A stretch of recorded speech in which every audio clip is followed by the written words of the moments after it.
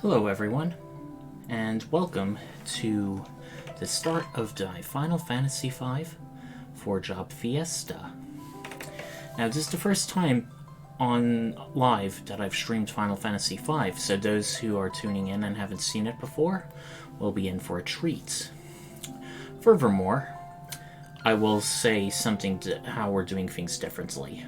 For those not in the know, the Final Fantasy V for Job Fiesta is a challenge run that is done around June every year. As of 2022, we are doing it for Planned Parenthood. Now, the upsides of Final Fantasy V is it's a very versatile game. There are jobs or classes that you can get throughout play, and you can pretty much beat the game with any combination of jobs, like having a team of all white mages, all knights, various interesting mixtures. Of course, some runs are much more complicated than others, but it's very open-ended in that game, even if it's a typical linear JRPG format. The 4-job Fiesta basically limits you by you have to only have 4 different jobs and no others. However, there are some variations and styles. I am doing a free 75 run, meaning I will have 2 magic-using classes and 2 mostly non-magical classes when doing it. The Fiesta continues until the end of August, until it ends properly, although I'm pretty sure I'll be done with the game by then. As for right now, we will start with a new game.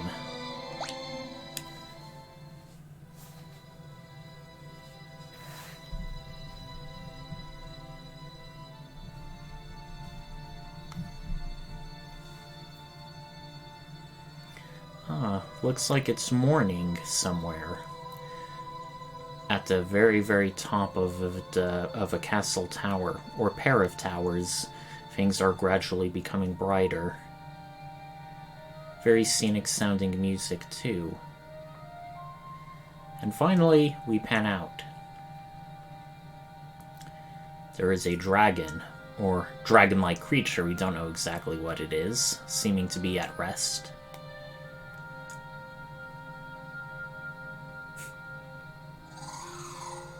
I imagine that's it's yawning as it wakes up. Father! Do you really have to go? You know I do, dear. I need you to protect the castle. Under no circumstances are you to follow me. Do you understand? But father... Something is wrong with the wind. Must go to the wind shrine to make certain nothing's happened to the crystal. And of course, being an early Final Fantasy game, they have 4 elemental crystals as a big part of it, and they are tied to the planet and to the environments. So it looks like things aren't exactly at ease. And even though something is wrong with the wind, he can fly on a dragon just fine.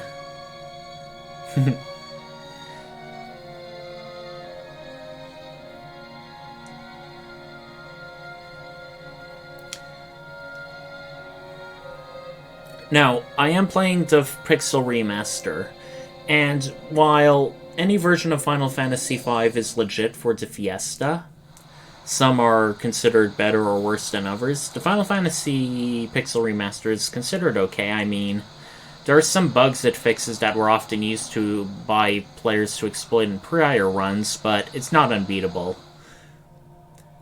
The big thing the Fiesta had was it allowed you to get one bardic song way, way earlier than you were supposed to, which could be very good, but they ended up reprogramming it so it's like the other Final Fantasies. And we seem to be checking out other things. We looked like a pirate shop, people saying the wind stopped, and some guy in this cave that's shaking like an earthquake.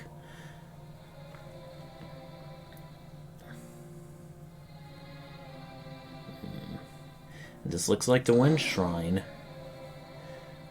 Or at least a place with a crystal. And the music is getting more dire and ominous. Something bad is going to happen. But what?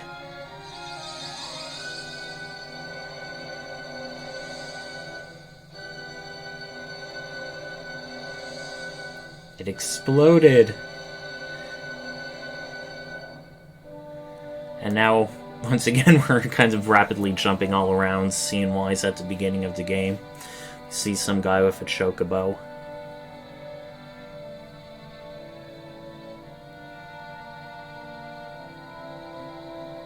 Making himself a nice little campfire.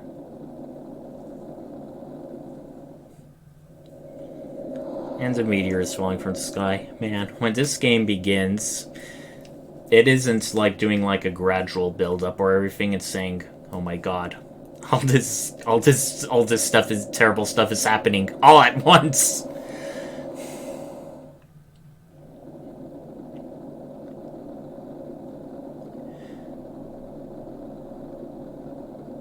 Ah, good.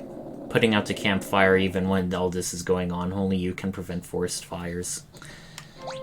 And now we can control our character. We are beginning on the world map, and we are on a chocobo, which basically means where you don't have any random encounters. Doesn't really seem like we can go anywhere, and we cannot dismount the chocobo either, so there's really only one way forward. Checking out the meteor that fell. Or the meteorite, as it's called. Boko, wait here, okay? And if you wanted to, for whatever reason, you can go back onto Chocobo and then go off. There's literally no reason you would want to do that. We don't have any missable content so far. And we noticed something. And that's a bit of an interesting tutorial they did. If you're going there normally, the obscurement of the trees is obscuring the path into there. But by doing it that way, it shows that even if there is some things on the terrain or map obscuring, there are quote-unquote hidden areas you can get to. I like that. These goblins are really easy to fight. It's pretty much a tutorial thing. We can't really do anything other than attack, item, or whatever. And we may notice we have your typical gil for money, typically XP, and ABP. That stands for ability points. This will come into play later, once we get actual jobs. Ah, it's Lena, the girl we saw earlier from before. And here's the interesting part. In most Final Fantasy games, it was typical that you could name characters. In Final Fantasy V, you can... Hold on. Yeah, let's do Raymond. Like me, Ray Chapel. I wonder if Ray or Raymond's better. I mean, you know what? Let's just do Ray. Feels less formal, more casual. You can only name the main character and nobody else in this game, which is a bit of an interesting variation.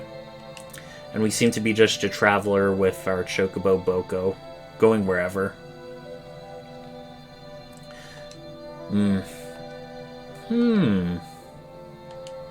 I mean, typically meteors are in space and fall to Earth, so the wind shouldn't have anything to do with that, but this is a fantasy world. It probably has different rules and stuff.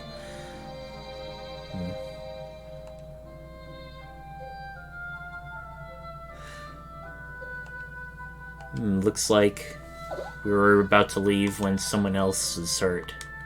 Good thing we heard him in time. And Lena joins our party. Now, an interesting thing I want to show off is it says freelancer. That's basically the jobless equivalent. If you don't have a job assigned to you, you're a freelancer. You basically can equip anything, but you don't have any special abilities of your own. For example, you look to the right, our command abilities are attack and items. And we have basically 4 stats. Strength basically determines your physical attack power. Agility, I think, determines your speed and evasion. Stamina, if I recall, I think is either physical defense or HP gain or both. While magic is basically your magical effectiveness. Lena is not as strong as Ray, but she is a bit quicker and much better with magic. Unlike some other Final Fantasy games, the only things that innately improve as you level up are hit points and magic points for classes and needed. Your strength, agility, stamina, magic do not change at all, save by equipping certain jobs. So, in many ways, whether you're good physically, magically, fast or speedy, depends on what you have equipped.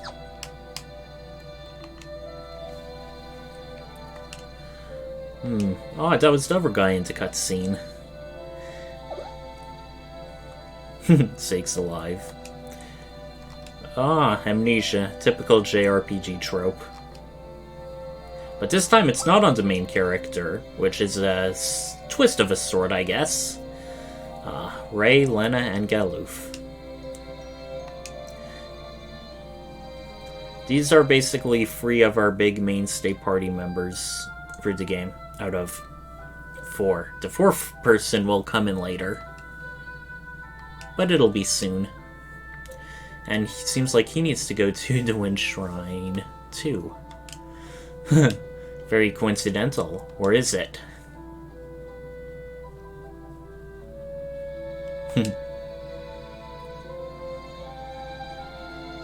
Now, much like Final Fantasy I, the crystals are an indelible part of the world, and basically their overall health or liveliness is also connected. So, when the crystals are not doing so well, the world suffers.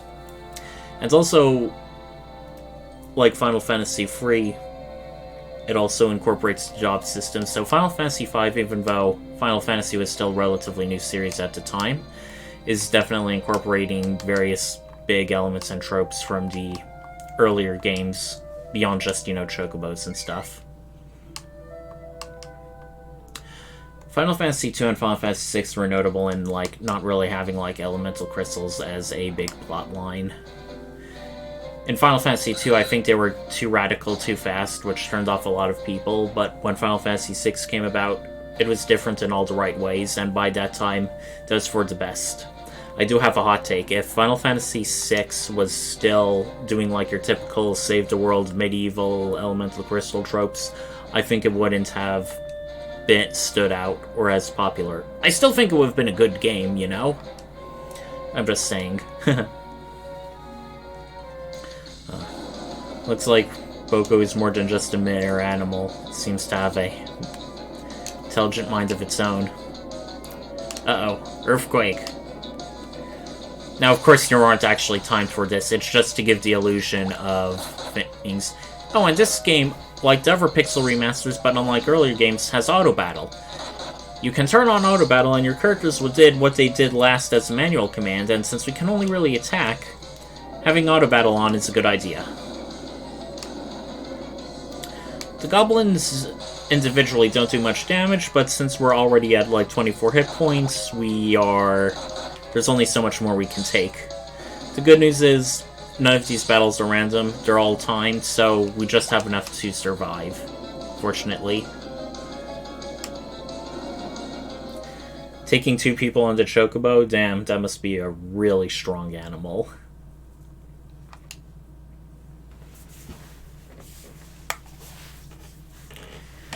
And we hop off. We want to see how they're doing. I like how your main character was able to climb on that really tall-looking pillar, but normally in the game you can't really do that, especially when maneuvering about dungeons. So it's another case of gameplay and story segregation, and she seems quite grateful for us saving their lives. Make it to Tool. Tool is one of the villages. In fact, I think the first village in the game you can come across. And now we have sad music playing for some reason. They're all fine. None of them are dead, so I don't know if it really fits. Like the wind is calling me. Oh, and we're learning a bit about Ray. We just met, come on. Get your head out of the gutter, Galoof. Route's blocked. We've got to find an alternative way.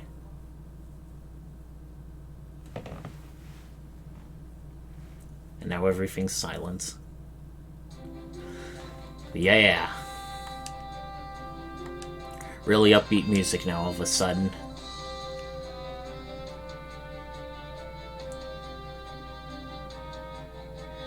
And Boko's happy too. Technically speaking, we have a party of 4. Once again, we can just go around on Boko, but we don't want to go back to Tycoon Meteorite. There's not really much else to get.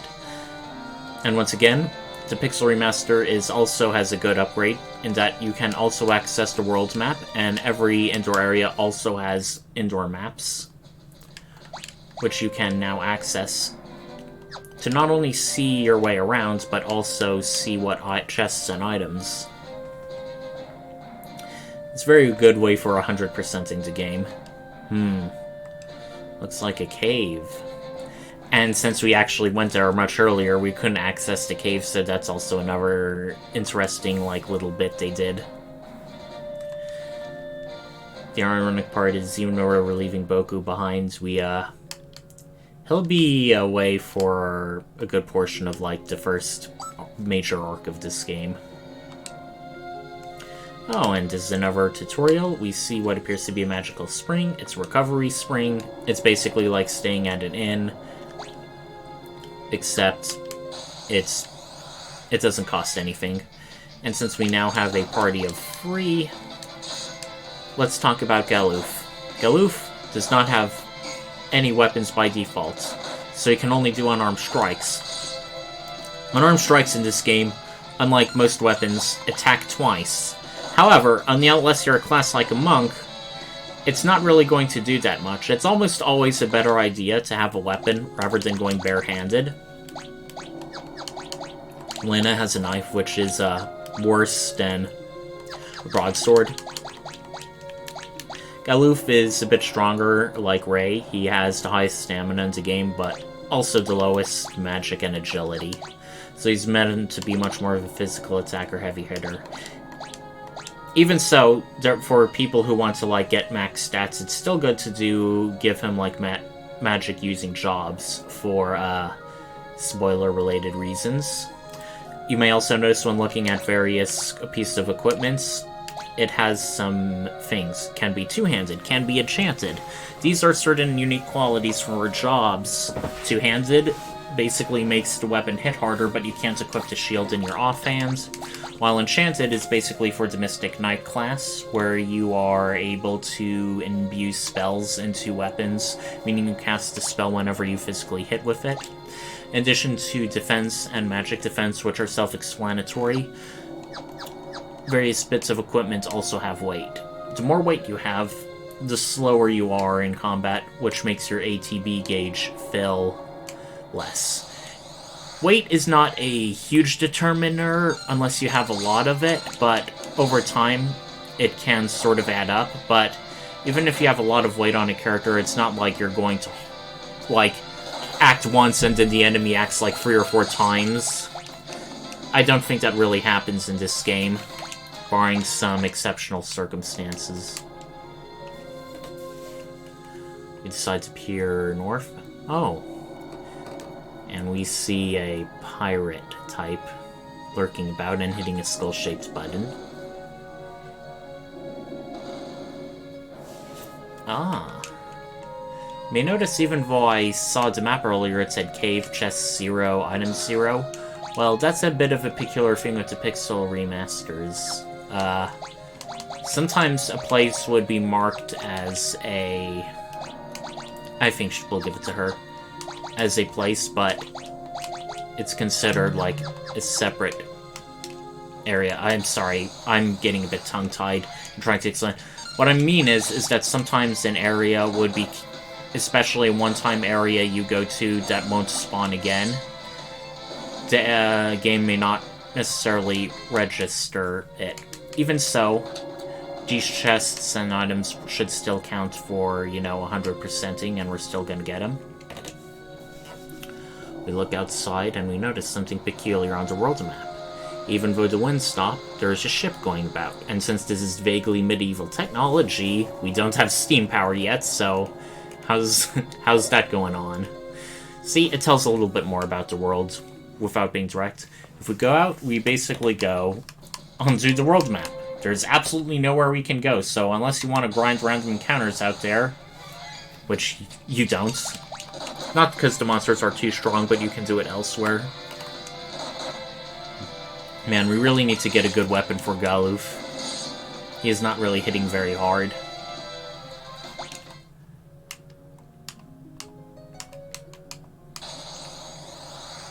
And we're attacking more enemies. If I'm correct, the Stroper enemy is sort of like a variation or a play on words on the Roper name in Dungeons & Dragons. Ropers were basically monsters that looked like living fleshy stalactites, which had paralyzing tentacles they can whip out. In most editions of Dungeons & Dragons, they were very, very tough, but in this Final Fantasy, they're beginning level entry game enemies. And we are in a pirate hideout. As though it wasn't obvious enough with their flags. Man, you must be pretty naive, Leanna. Probably doesn't get much out of her castle. Like, they both just have bad ideas, although I guess one is less bad than the other. Sounded like that opened up something. But what, I wonder? Now, you can access this place normal later, but we're currently being blocked off. This guy nearly wakes up, so we hide.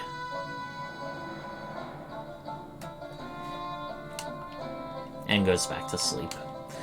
So there's really only way left. Ah, that's the thing. The pirate's hideout is separate than the cave. That's why it's registering the lever cap chest we got. That explains everything. Now, before we go, we want to look around down here, in case there's something around. We see a locked area. And over to the right, there's a pirate. So, cap to fix the rudder. Talking about Shildra. So, looks like we want to abscond with a pirate ship. With a pirate already on it. Doesn't exactly seem the smartest of ideas, but we can't stay around in the cave forever. I mean, we can with the recovery spring, but the plot won't go forward.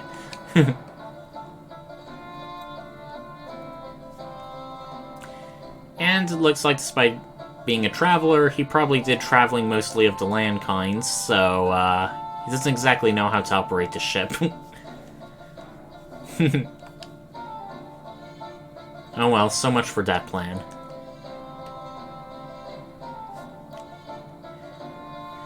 Trying to steal my ship, are you? You've a lot of brass, or mayhap you're just lacking in brains. I'd wager it's the latter. Ah, you may notice that this person has a specific name, Ferris. And we saw them earlier in the, whatchamacallit, in the cutscene about the wind stopping.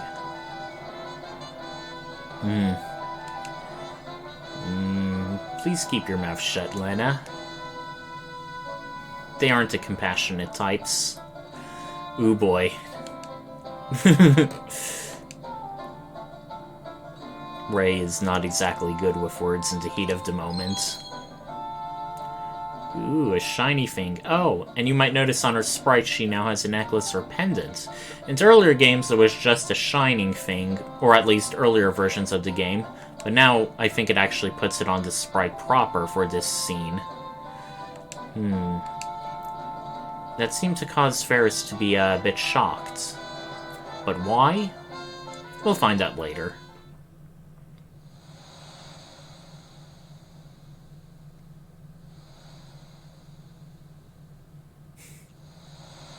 And I like how they have tied-up animations. I think this is the only time their sprites have are bound with ropes in the game, so I do have to applaud them for that, for adding some authenticity for something that might otherwise be disregarded in other video games and other earlier JRPGs.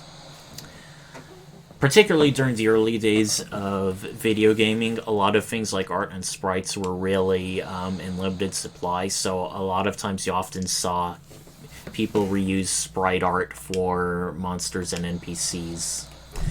And we now learn a bit more about Lena and why she's doing it, and basically she wants to make sure her father's okay, which is very nice of her.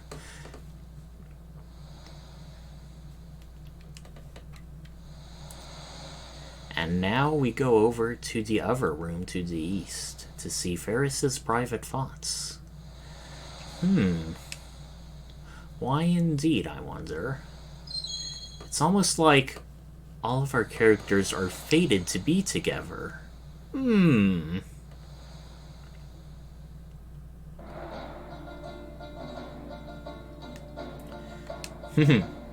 the rest of the pirate gang seems a bit surprised. When I first saw them all jump out, I'm like, oh, did they escape? No, they still have ropes. Okay, now the pirates are shocked again.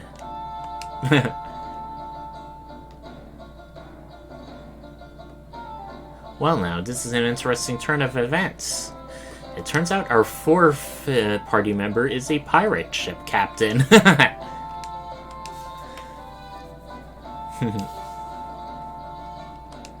Now, that was probably like a world record for getting a full party. Actually, no, you had in Final Fantasy 1 your full party, technically, which never changed for the rest of the game.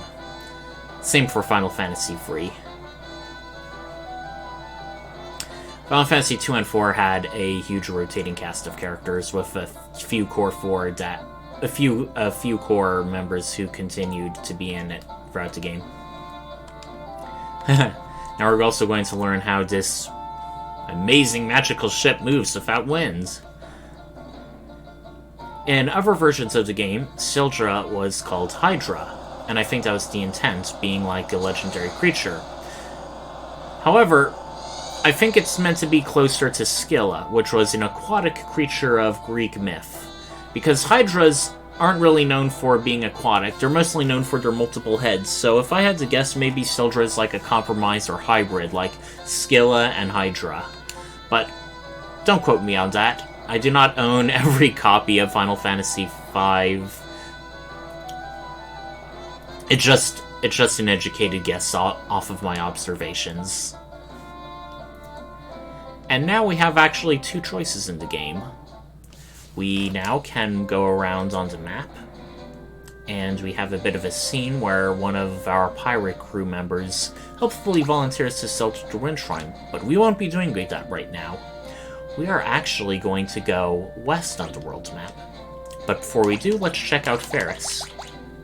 Ferris is overall very well-rounded, a sort of jack-of-all-trades of the characters. Overall high strength and agility, modest stamina and magic, really only eclipsed in strength by Ray, and stamina by Galuf, and magic by Lena.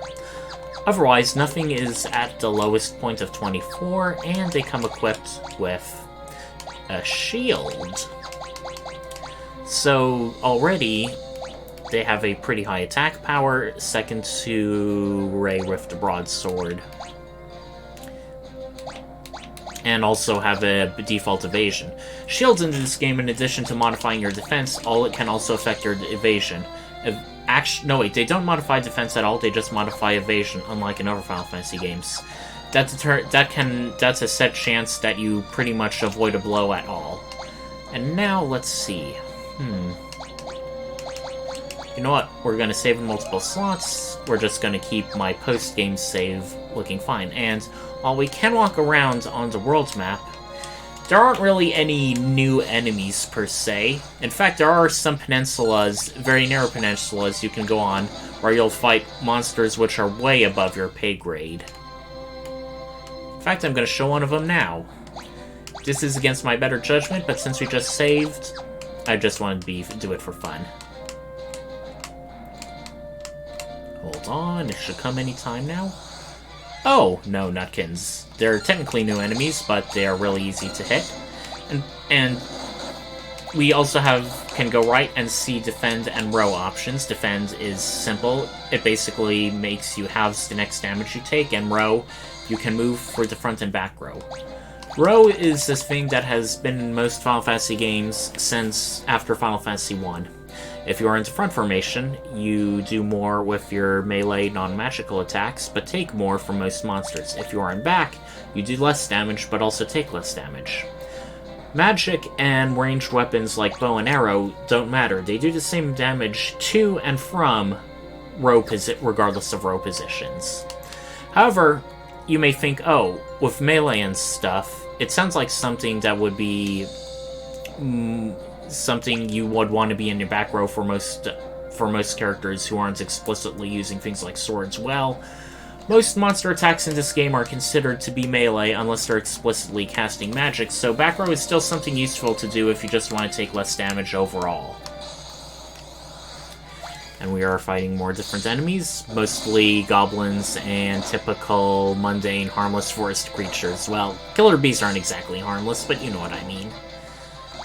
Nothing that an epic warrior would bristle at. And here is our first village in the game, Tool.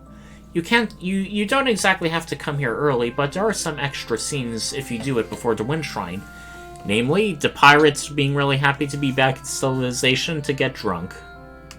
We all have our vices. And Ferris decides to leave our party, at least for the time being. So now it's just the three of us again. Let's go around and talk to people.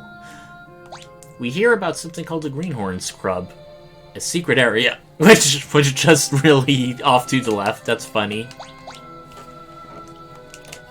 Now, much like I think in Final Fantasy 1, 2, and pretty much almost every Final Fantasy game has a sort of tutorial area. So, in this case, much like Final Fantasy 6, it's sort of like an Adventurers Academy. And it's a bunch of wise old men who can teach us stuff. Ah, that's pretty interesting. If you go into a secret passage, it will become visible when you do it, but if you have Define Passage's ability of the thief, you would be able to see it even if you weren't in. So let's see what's in here. Urns and chests, you say? Now, that's a quality of life upgrade. In prior games, you wouldn't have an exclamation point indicating if something's in there. Sometimes you would just have to go around tapping the confirm button like a bad man. What's in here? Oh, more gil. If your hair turns white, it means you're aging on. They're talking about status conditions. Okay, we already talked about the back row. Yeah. It's just automatically doing this for us to show us off. Oh, and Beyond Formation can also determine beyond just row. If you want to have someone else at the lead of the party, it doesn't really matter. You can also change the sprite of the character too. You can harm ghosts and the undead with recovery magic, such as Cure. And also talking about saving often. The good news is, since we have autosaves and quick saves in this version of Final Fantasy V, it's not as deleterious if we end up getting a game over. Even though we don't have any jobs, let's hear about them ahead of time. They're what make Final Fantasy quite notable. The fragments of the shattered crystal are imbued with the power of legendary warriors. The forges by the crystals are granted use of this powers into form of quote-unquote jobs. So that's also a big thing with the crystals. In addition to, being intimately tied to the world, they also grant you jobs. That's an interesting selection. You can also see that jobs have their own levels separate than normal levels. Job levels increase by ability points and can grant you new abilities for that job, which you can then equip when being other jobs. So there's a very versatile mix and match combo when doing jobs. Rather than, oh, you can only do black magic if you're a black mage. Well, if you get a high enough job level with a black mage, you can then equip the job commands on other things. As you see with our abilities, you can equip black magic and white magic and be a hybrid caster. Character's job and abilities determine types of armor and weapons they can equip. They also equipped automatically the best. Although by best, it means by raw values of attack and defense, not things like, oh, this armor may have a modest defense but cast Protect on you in battle, which may be better than just an explicit defense increase, but no. Optimizing your weapons and armor, it only does by the raw numbers of attack and defense. Yep. This is something you could not do in Final Fantasy III. In order to use a particular job abilities, you had to be that job. Final Fantasy V is pretty much a straight upgrade to that, not just in mechanics, but also in overall plot, and characters also having their own unique backstories and lines of dialogue.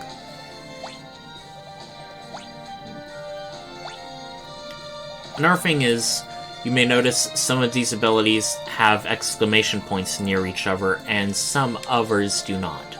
Now, what makes those different is the exclamation abilities are commands.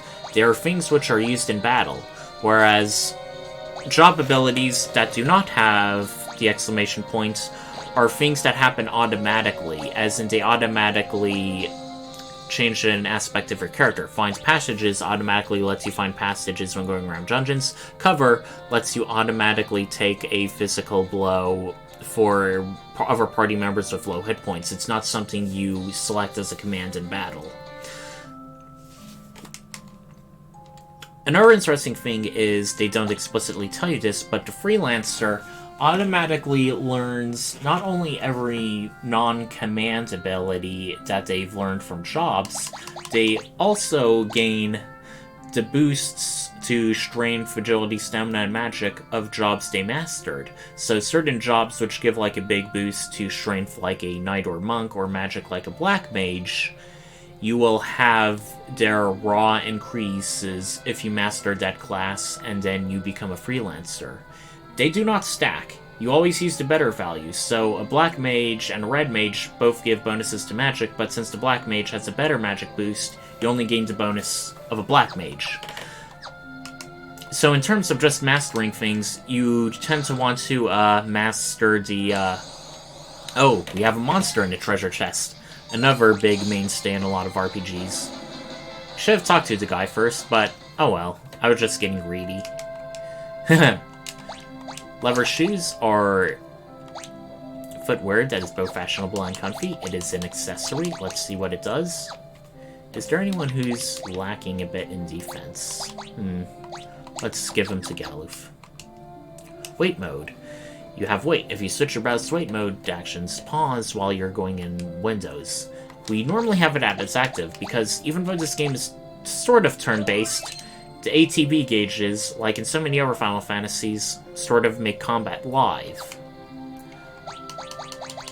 So do we want to have it on wait or active? Let's keep it on wait normally.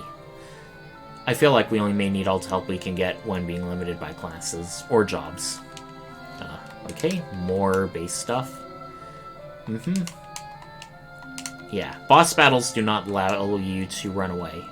Sure, two-handed. You see, we heard that earlier about the broadsword saying it can be two-handed. Not really useful, sprint. You aren't really limited by time limits to go somewhere fast. Blue magic, basically you learn magic from monsters.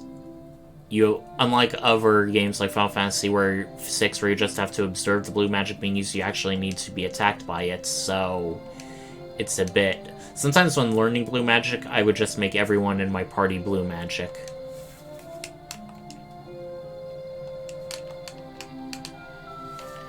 Yeah. Back in 2017, I tried to do a second Fiesta playthrough, but I just didn't have enough time. My first assigned class was a blue mage, so I kind of feel a bit sad that I didn't get the opportunity to do that one, but hey. We're doing one now, and we're having fun. And we're learning about new machines that are revolutionizing technology. We got all the chests here, but there's plenty of other places. Do we? I mean... you know what? Yeah, let's do it. It's cheap, it'll restore our hit points. It's been a while since we were at the recovery stream. Oh, one interesting thing I wanted to do is, for those who are watching, since this is a bit of a charity run, I am going to be posting some of the things in the sidebar for people to access. You can, of course, give freely, but sometimes, as part of the Fiesta, you can do certain donations to, like, if you're unsatisfied with the current job you have, you can make a donation and quote-unquote buy a new option at the job fair. I don't know if I'll do that right now. Right now, I'd only use the job fair if I end up with a class I used in my last Fiesta. You take the canal, we learn about the Kingdom of Walls. I think it was spelled waltz, like with a Z in the in some other versions, but I think in this they changed it to waltz. Wait, Beast in Canal only seems to target women. Misogynist monsters now. Jesus. Seems like this world of Final Fantasy isn't as progressive as other ones. Oh, and if you want to buy weapons and armor, Ferris comes in and says, hey, don't forget about me. Is there anything we do want to buy? I mean, well, we actually already have jobs assigned to us, so we actually are going to be buying. So, let's get 2 broadswords. Yeah. We are looking pretty good now. Yeah. Okay, that's good. Yeah, give the dagger to our lowest strength party member. Won't really matter much in the great scheme of things. The enemies are still very weak.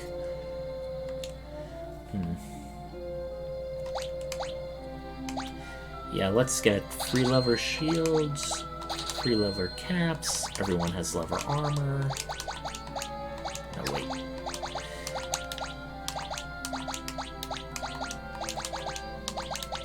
Alright. Everyone is looking good.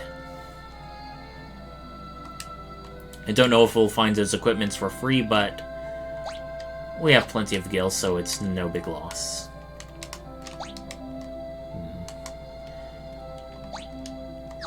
Okay, 5 out of 8. Oh yeah, there's something back here. A Phoenix down. Now,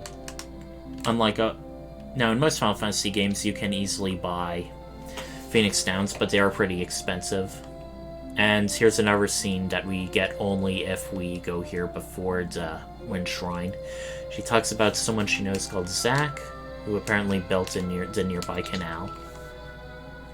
If we go in, or Zoc. Zoc's house. Looks like nobody's home. I guess we missed him.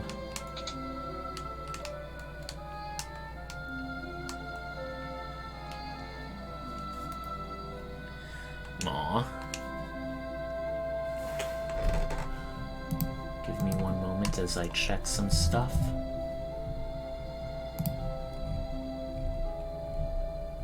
Okay, got that. Okay.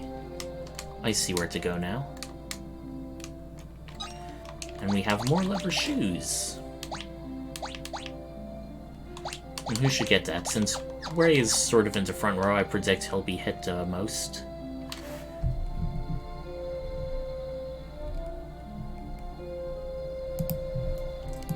Right, we now will go into the bar. The last area, which now has all the pirates in it. They seem to be enjoying themselves very much. You're not talking to Lena, you're talking to Ray. I'm in front.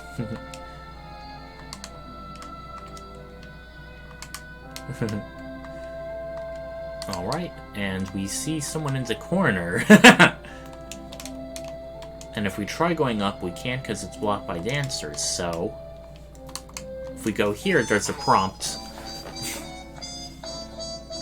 Now, in many bars in the game, they have dancers and pianos.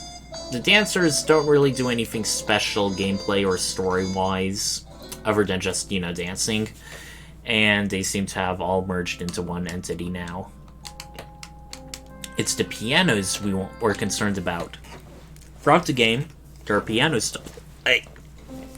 And the more pianos you play, the better you get at playing them. Right now, we aren't really doing a good job. We've been missing a lot of things. Things are off-key. But if you play all the pianos in the game, you learn a special type of music for the bard job. And I think that's near the end of the game you can play all the pianos.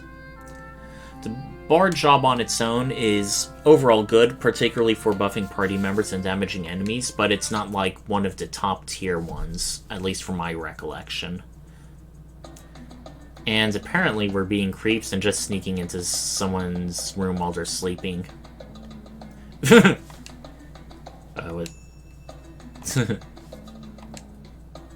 Apparently Ray and Galoof seem to be attracted to Ferris and are embarrassed about it.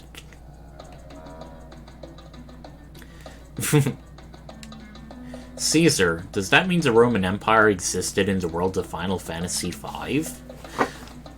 Galoof also talks about Sweet Christmas, so that's like, is Jesus also a thing? And Ferris comes out and is like, stop acting weird.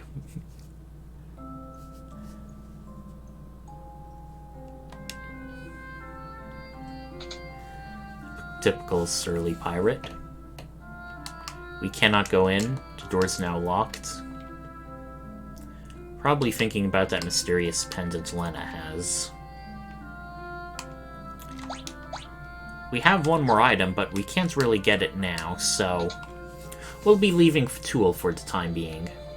I mean, we can't really go anywhere. You have the ship and all. It's really just wilderness and impenetrable mountains. So now we go off to the Wind Shrine. Woohoo! And there's a... Okay, let's see if this is the area I was thinking about. Okay, Okay, these are the really tough enemies you want to run away from. You will see why soon. They didn't do a one-hit kill, but they did take off about half of Lena's health, and that's with all our good equipment, so there's sort of like an invisible barrier via strong monsters that way. So let's just go up here, and once again, the random encounters around outside the Wind Shrine are more of the same. Ooh, and now we have some nice music. Very, tense music for our second dungeon in the game. And we find a bunch of people here. Looks like good loyal subjects of the crown, Lena isn't the only one who's worried about the king's safety. But it looks like, with a bunch of monsters around, they couldn't go so far. Or wait, maybe they came with the king, but the king was flying on a dragon, so, he couldn't have possibly carried them all. Well, there's only one way to go, but up. Now let's talk to the people.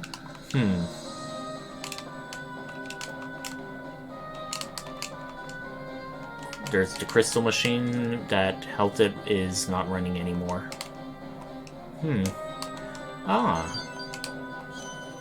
This is basically like recovery spring water. And the funny part is, even though they're like in that room for safety, you can still trigger random encounters in there. In fact, you can trigger random encounters pretty much anywhere in this shrine, save for one area. Okay, we have a white serpent. Once again, it's just a one-hit kill. These enemies are really only dangerous, or rather, more than trivial in numbers. And we find a save area. It's basically a holy circle, which basically allows us to safely rest in the dungeon. They had an explanation on why you can rest at save points in Final Fantasy IV as well. Basically, the holy magic is warding away the monsters. Black goblins are stronger than their normal variants. They can also do a special magic called Goblin Punch, which can be learned by the blue mage. But they don't do it very often. No, we don't want to go there yet. We want to go to the right. Okay, a lever capo. We already bought all of them, so there's not really much we can do. Oh well. I mean, we're easily making back the gil we got for botting, so it's like no big loss.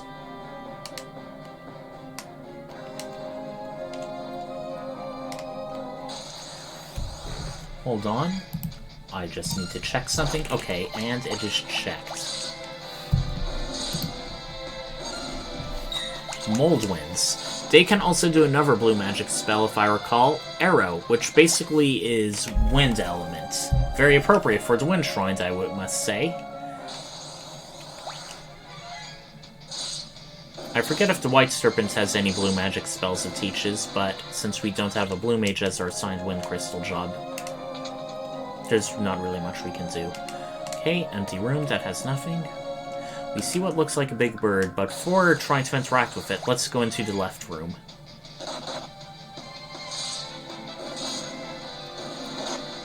Once again, we are peerlessly destroying all these enemies.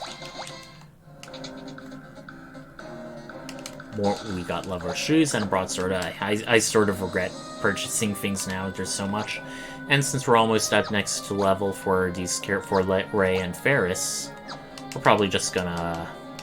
We're just gonna fight just a bit more before taking on what is very, very obviously the boss of this area.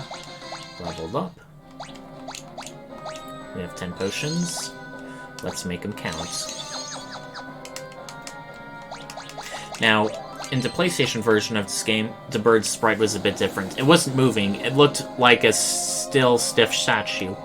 Hello there, LA Cozy, and welcome to the stream. It is good to have you. We aren't very far. We sort of just begun. In fact, we are in our first dungeon, about to get the Wind Crystal. And this is our first boss in the game. There's not really much strategy or tactics. You basically want to attack when its wings are open rather than closed. And we will want to heal Lena up. Is there anyone else who wants to heal up? No, everyone can easily take another breath wind. Sometimes it has a single attack. Okay, it didn't... We killed it before it could do anything fancier. Well, it has a single attack it can use, and it could also close its wings around its body to basically absorb or reduce physical damage. Now, here's what looks like a secret area. A chest.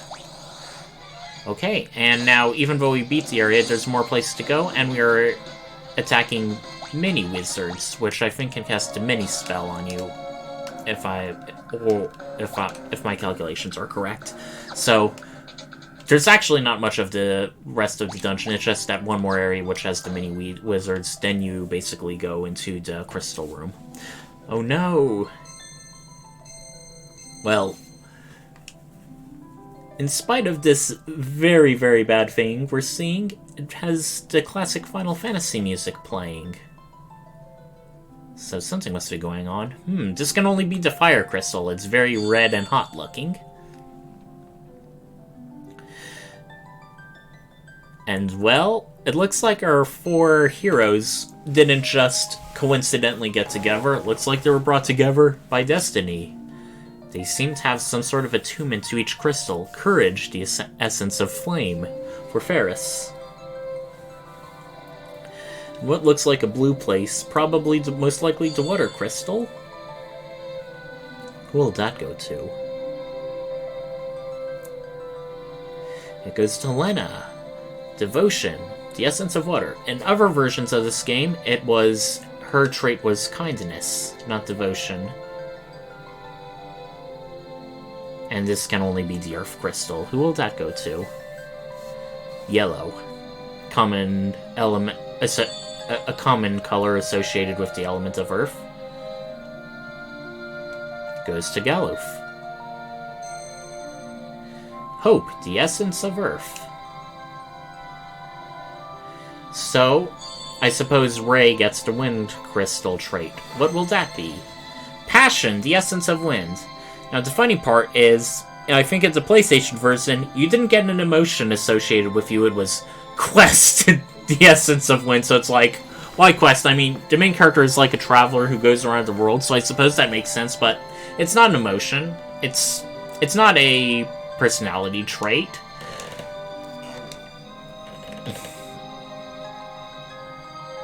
Well. Ooh. King Tycoon is speaking to us, but is this his spirit? Is he still alive? What's going on? Maybe it's like Princess Leia having a pre-recorded message.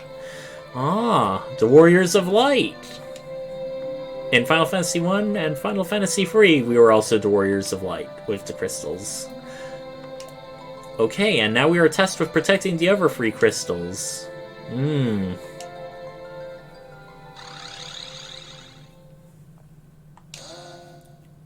he disappears. Oh, I'm sorry, Lena. Looks like your father's in another shrine. Sorry, I'll let myself out. Okay, and now we have our first jobs of the game. There are crystal fragments, and stored within are now warriors of legend who can teach us our things. Now, since starting this Fiesta, our job is already assigned, the Knight, which is actually a pretty good job as far as things go. I'll talk about the Knight job more in depth after this scene. Yeah, Lena is quite obviously pretty downstraught. Seeing her father, then he disappears to who knows where, and like some other places, there are many dungeons in the Final Fantasy series which at the end have a place where you can easily teleport out. I think Skyrim did a similar thing, but instead of outright warping, it would have a secret locked door that could not be lockpicked that basically loops around back to the beginning of the dungeon. And now we get a tutorial on the jobs, but since we earlier in this stream talked about jobs, we are going to forgo the explanation. But thank you for offering it all the same, Boko.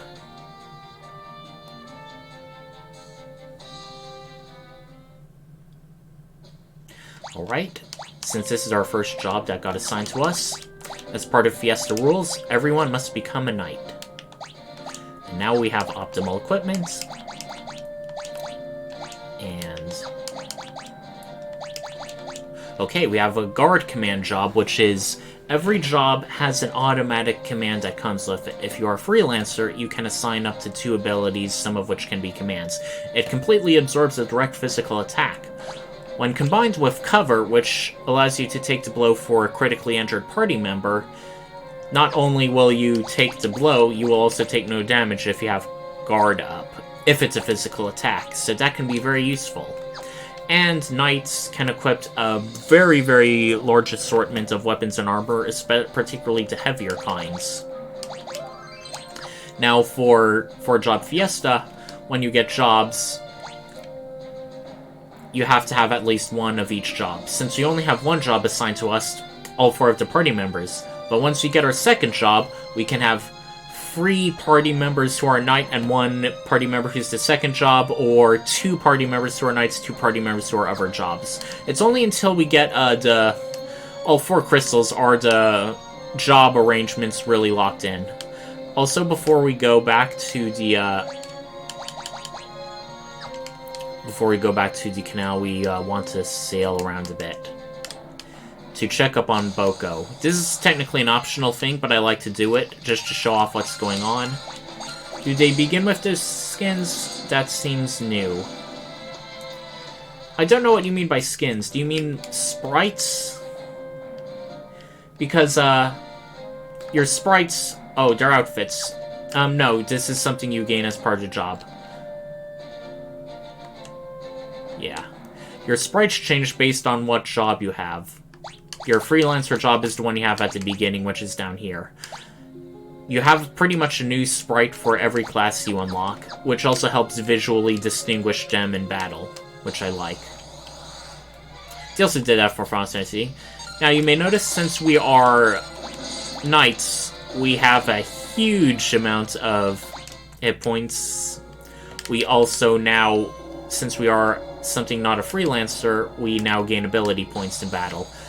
The vast majority of enemies in this game give only 1 or 2 ability points at the end of each battle. There's only a precious few amount of enemies that give more than that, and it's usually those areas where those enemies show up are places where people grind for their job abilities. Like, there's one place where you gain 8 ability points per encounter. That's one of the big grinding places. The endgame dungeon has a very rare enemy which can give you 200 ability points. Now, most classes, they only have, like, anywhere from 150 to 500 ability points in order to master, with only a rare few, the Red Mage and the Mime, requiring 999 ability points to master. So, by the endgame dungeon, it's possible to have every character master every job just by grinding. You can theoretically do that earlier, but it will require way too much grinding. Now we go back to the pirate's hideout. We hit this button, it unlocks something. Let's talk to the pirates now that Ferris is in your party. They say they can protect the hideout. Uh-oh. The Quayin bird. No, don't eat Boko. He's a riding chicken, not an eating chicken. And now we have an access. That's why we pressed the skull button earlier. We couldn't get the treasure room otherwise. Now, if someone's blocking, you can hold and press against them and they automatically move out of the way, something you could not do in the earlier Final Fantasy games. The Pixel remasters have that for each of them. Oh no, Boko. Been hurt by who or what, I wonder? Probably followed us into a cave and got attacked by monsters. Aw, poor Boko. Don't worry, Boko does get better. But it's only plot determined. Quay. It's sort of like how Ferris has like an entire crew of people, including like an old man who's a doctor, but we never learned their names. They're just basically nameless pirates and characters. Right, we got everything in this area. We can go out here, but there's nothing to see other than just, you know, another vantage point. So, let's leave.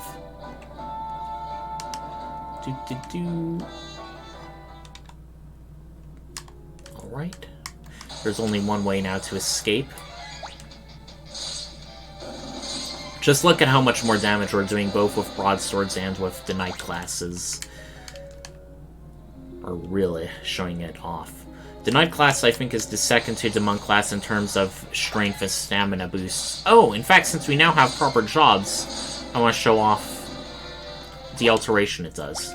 Every job changes your 4 core areas, strength, stamina, agility, and magic. You may notice that it actually decreased some stats. Our magic was much higher as a freelancer, but we had a much lower strength and stamina. It doesn't seem to change agility at all. It's really only magic, and it's a pretty big one at that. Now, don't despair in case you want it to be like a magic-using knight. Certain things which equipped can actually give you the bonuses of a class. For example, the knight's equipped swords gives you the strength bonus of the knight, even if you're like a puny black mage. Equipping a black magic ability gives you the magic bonus of a black mage, even if you happen to be like a knight. So that bonus does not stack or combine, but outright replaces the other bonuses and penalties. And now our job levels are now 1. Let's see our abilities. Cover. Take hits for allies with low hit points. Being an ability that doesn't have a command, it's something that automatically happens whether in or out of combat, depending on the ability in question. With everyone with guard and cover, the only times we will be, I guess, hurting is with enemies with high physical defense that need magic to get around. So otherwise, our game should be smooth sailing. If we had white mages as our first job class, the game would have been a lot harder. There are some other people I've seen playing, and they say even otherwise simple combats take like several minutes to resolve because you do so much less physical damage, and the white magic spells at this point in the game just don't give you any good offensive things. It's really just healing and protection. Looks like we can go to the canal. Let's check it out. We can earlier go here, but the canal gate is locked. And yes, you can actually go trigger random encounters. Octokrakens. Ooh, they didn't fall in 1 hit, but they should fall in 2 just fine. Alright. I suppose there's only one place left to go, and that's back to Tool Village. We cannot go back to Tycoon Castle because the meteor is blocking the path. Once again, Ferris and the pirates depart your party. Well, the pirates don't seem to be going in. Does anyone say anything different around here? No, I don't think so. Now, this is a magic shop. You do not, unlike some other Final Fantasy games, when you buy magic, you do not necessarily equip it on specific party members. Once you buy it, anybody who has the proper job can do it. And even though everyone's a knight, for my own reasons, I may be choosing to buy these spells because it may not be easy to go back to this area past a certain point in the game, so I'm just gonna buy all the black magic and all the white magic just in case.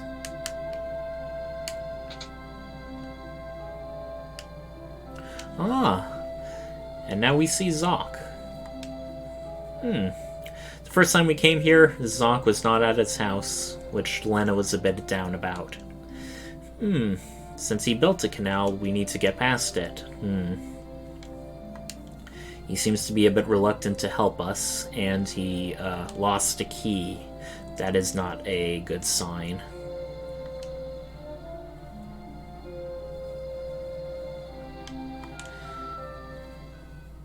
I don't know if this counts as an in-stay or not, in terms of, like, restoring your hit points and magic points. Everyone looks like they're sleeping pretty soundly. They have, like, little smiling faces. I like that. That's cute. Galoof almost looks like he's crying, though.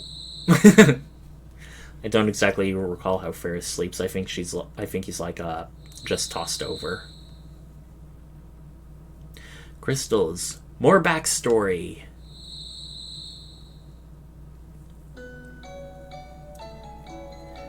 This theme music that's playing is the theme music for the main character. The crystals must be taken at any cost.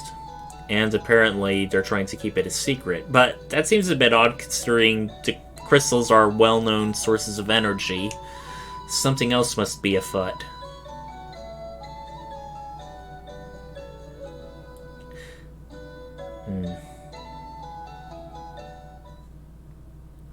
Well, Ray, you're not necessarily going to be left to stew in your thoughts alone. For someone else is awake. Zoc. That's kinda creepy, standing over watching someone while they sleep. Don't do that. Don't do that, man. Aw.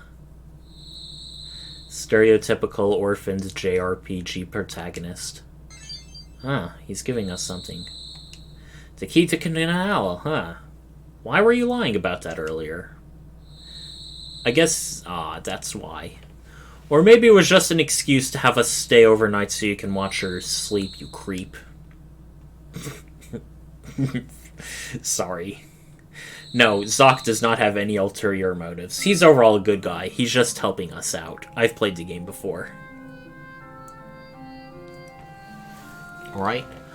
Once again, we are reuniting. Let's talk to Zoc. Let's see what key items you have. We have a memento, a keepsake from Ray's father, a pendant for Lena's pendant, and now a canal key.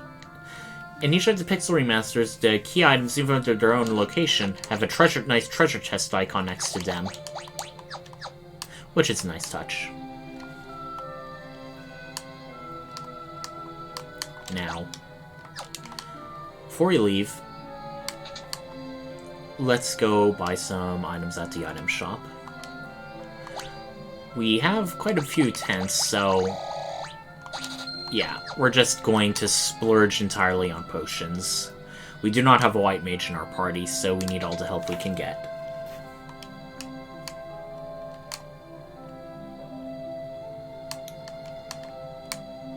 Yep, Ferris is still to themselves. Just like last time. I suppose we'll leave. But before we do, ooh, Ferris's theme is picking up. Something must be different.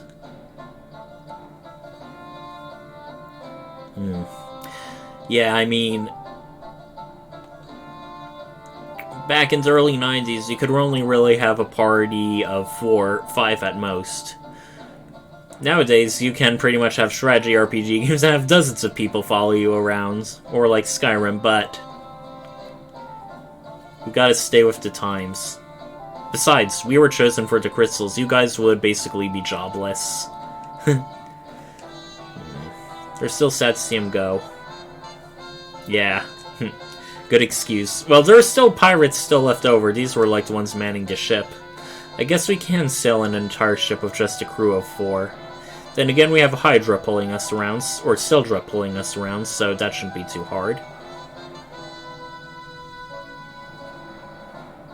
One of them just came out really late. Wonder what they were doing. Probably ordering another round. And I think they are either there or back out to hideout for the remainder of a good portion of the game.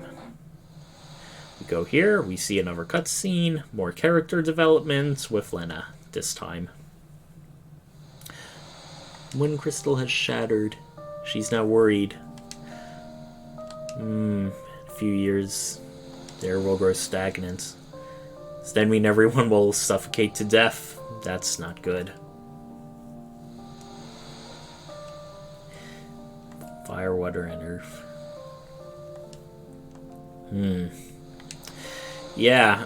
In Final Fantasy 1, a similar thing was happening. Like, the crystals were being menaced by monsters, and, like, the earth started to decay, the seas would be very stormy, and fire was either growing out of control or losing hate. Yeah. So yeah, the crystals are very much the lifeblood. But that kind of makes me wonder exactly what are the legendary warriors embedded within the shards. What are they about? Yep. Sorry, Galoof, you won't get much character development because you have amnesia.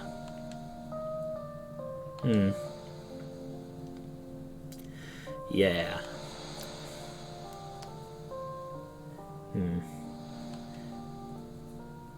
Yeah.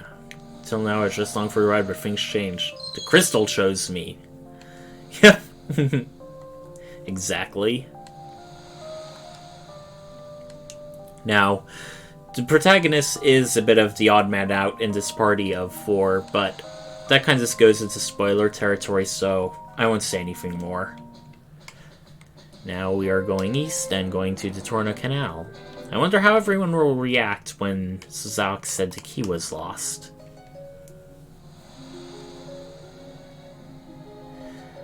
Ooh. Pretty adroit acrobatics and balancing you're doing right there, Ray. Especially with that heavier knight armor on. I like how he completely dodges the question. Oh, Zoc gave it to me. He was just worried about Lena. He just says, nah, doesn't matter.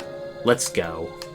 It's not like we have several days to spend on the ship to talk about things off screen. Oh, and you can see the Ferris used the shield to block an attack. So on top of, like, the guard and cover, knights are very defensively minded. Huh. Ferris is actually our highest level party member. Pretty neat. Now, this area of the game is like one of the places you can only visit once. However, as the canal only has monsters, doesn't have any treasure, it's really only useful for filling your bestiary, and right now we don't have to worry about that for a while.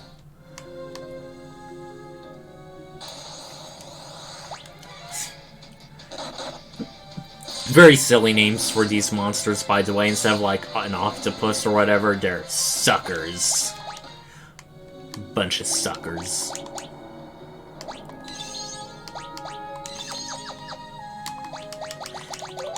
Yes, I know something happens just right ahead. I've played this game before. I'm wise to its tricks and ways. Here's our second major boss battle. Oh no, the monster of the canal. We heard earlier in the village of Toul that a monster that attacks women is lairing in here. And unfortunately, we have Len in our party. No, we shouldn't be like that. We should be progressive. Unfortunately, the monster is a misogynist, and apparently discriminates on the basis of gender. So let's show it a thing or two.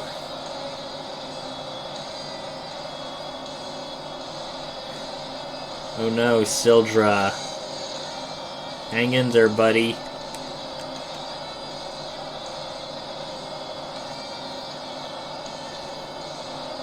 Now this must be one heckin' powerful beast to just automatically generate a whirlpool.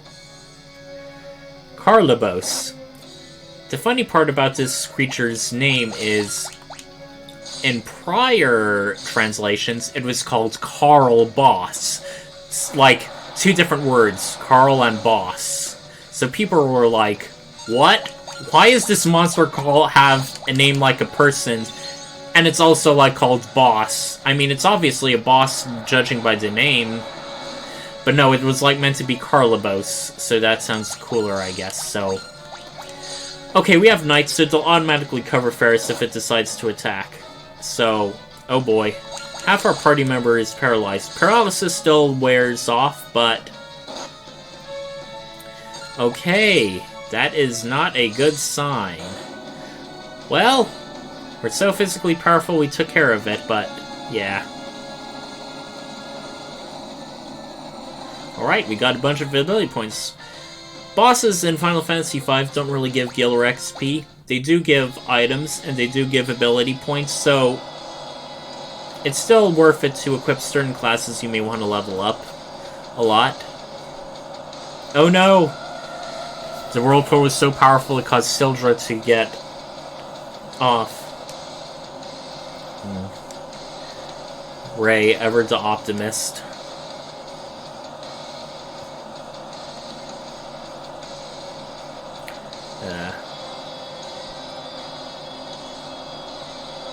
Leaving the entire pirate crew back at the village was probably a bad idea now.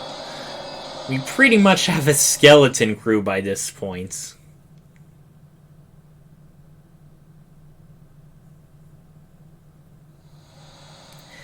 And without the wind and without Sildra, we are pretty much stranded.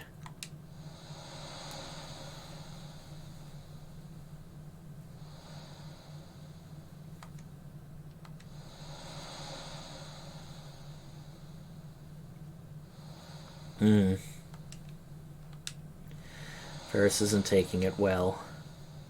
First King Tycoon, now Sildra.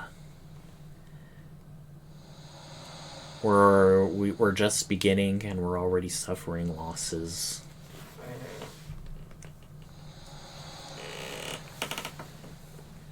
And who knows where we are on the world map? We're just drifting around aimlessly, with no music to go along with it. Ooh. Looks like we crashed somewhere.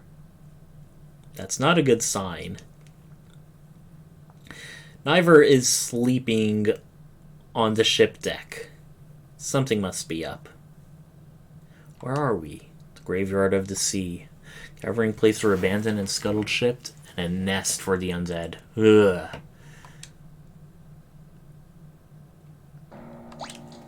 Ship graveyard can be revisited, but before I do anything, I want to check a guide in another window, because there are some, I wouldn't call them missables, but ones that are hard to get. So, forgive me if I'm not paying as close attention to the chat as I normally would. Yes, I intentionally made that skeleton crew joke, because I knew that this would happen. And they are pretty tough, but finally enemies are no longer being one-shotted by our physical attacks. We get a dagger from them, not that it'll do us any good. We're free to use Head Easton. Okay. Ah! A secret. What could this be? It's a flail. This is very useful for white mages because it increases your offense a lot. Before, only white mages could equip staffs, so you weren't doing a lot. And for people who ended up getting the white mage, this would have been their main thing. But since this is an undead-heavy place, cure spells would also be useful against them.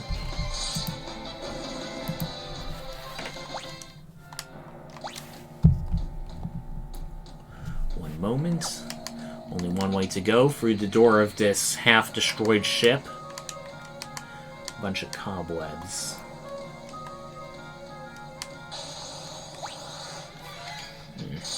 Ooh, I definitely like that background, that decayed indoor wreck.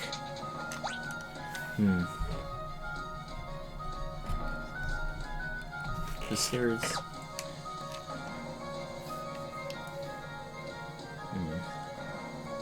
Do you have to go this way? We'll get soaked. I can understand the reluctance, but the funny part is, in this game, you do not have to worry about drowning, save in one particular dungeon. So I suppose, like, I guess there's gaps of air or something, because otherwise your party members can hold their breath for a long-ass time when swimming.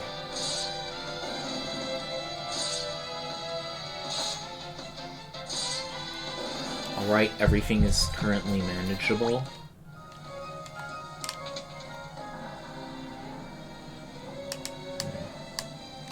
Nope, that's just a barrel. Almost looked like a set of ladders. My eyes are playing tricks on me, or rather, the sprites are playing tricks on me. We're just gonna have it on out of battle because we don't like have any magic or any fancy abilities. We're knights. We just like to smash things. And protect things. Kelkrufel. I forget exactly what the deal is with these creatures, but they're falling all the same. I think they're weak to certain black magic spells like fire. Ooh, we got 2 elixirs. I'm definitely sure that's a rarity, because elixirs are in very limited supply in this game. We want to go downstairs and interact with this box. Okay.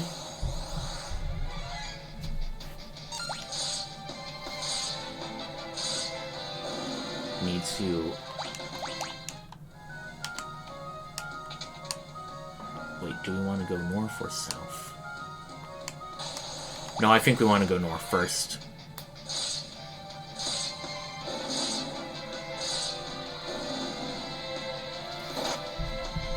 Okay, the undead husks hit pretty tough. Okay. Sorry, folks. Backtracking a bit. But it's to get a chest. It has a phoenix down, which are pretty useful. And expensive, too. Right, phoenix down.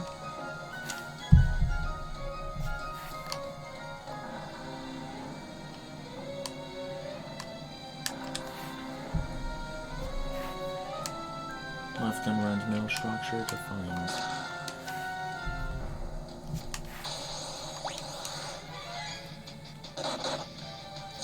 Right, more of the same.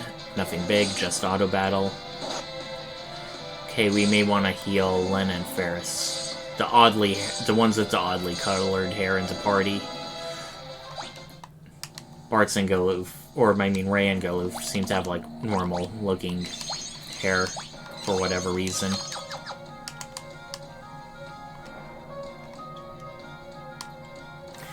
Cutscene time.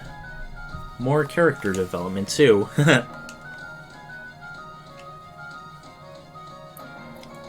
Lena goes over to change by herself. Leaving just the boys. In spite of being a waterlogged soaked mess, we do manage to find some firewood. Ferris seems reluctant. Take off your clothes. Otherwise you'll get hyperthermia. Ferris is really, really angry about this for some reason. Okay. That's the reason why Ferris was reluctant to go swimming too. Now we learn why. Well, when I was last, the pirate band took me in. But one of them... Yeah.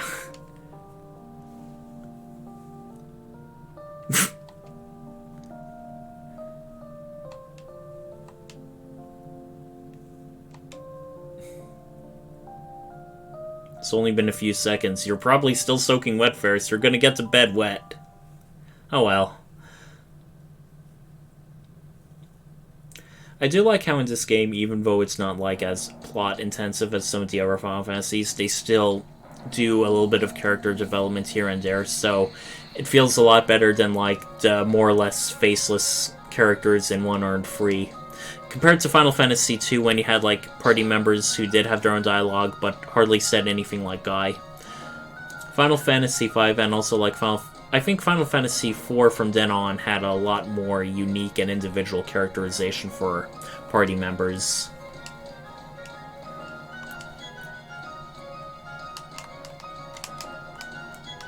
Right, and once again, this is the rest area. If you go back down, you can basically rest for free, no need to use a tent or whatever.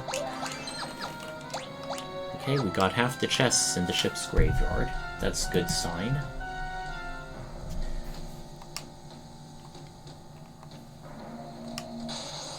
Only one place to go. We have Mind Fleshers. I forget exactly what's unique, but I think they can hit you with this kind of status effect. But fortunately, we killed them before they could do that.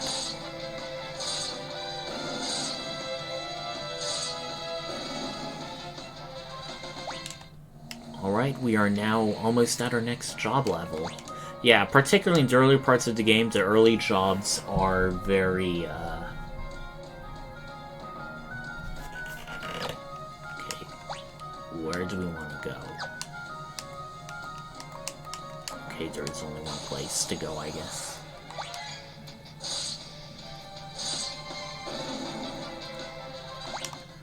Yeah, I was saying, the early parts of the game, it's easier to get job levels. It's only when you start getting the higher job levels, do things like go into like the hundreds. Ooh, we see what appears to be an interesting looking treasure. It has its own sprite, and not in a chest. I wonder what it could be.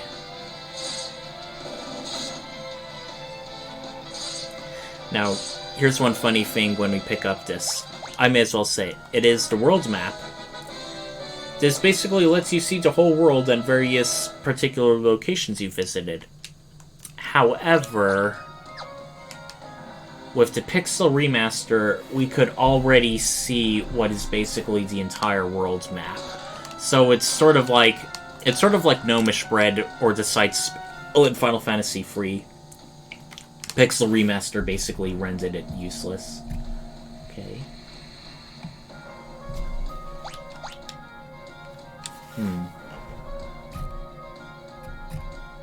It says I may have missed a chest somewhere. Hold on.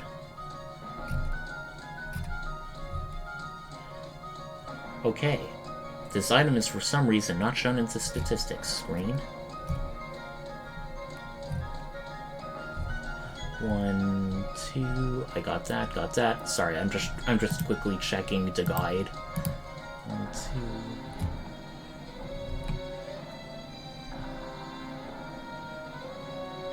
3, 4,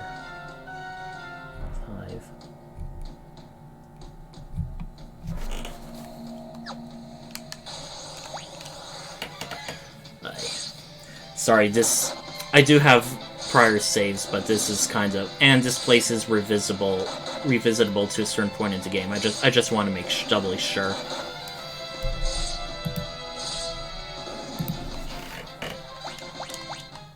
We got a flame scroll. That's an interesting item, particularly because it is used by the ninja class.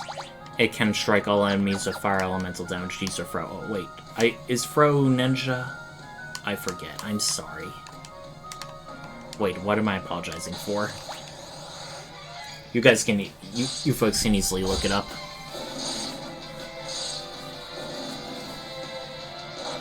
Okay, we got 3 chests.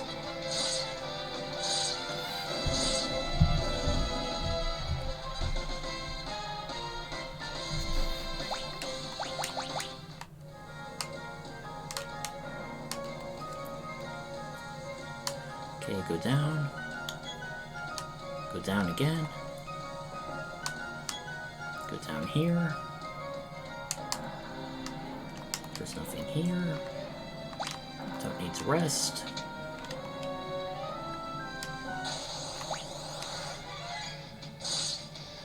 continue attacking. We should be at the next job level very soon. Yep, we now mastered Guard. We can now equip it as an ability if we ever change classes or jobs. Okay. Okay, I definitely got all 8, but for some reason it's only counting as 7 or 8. Ah! Okay, we stepped for a cracked area. Fortunately, didn't have to go back much. So yeah, that may be a glitch.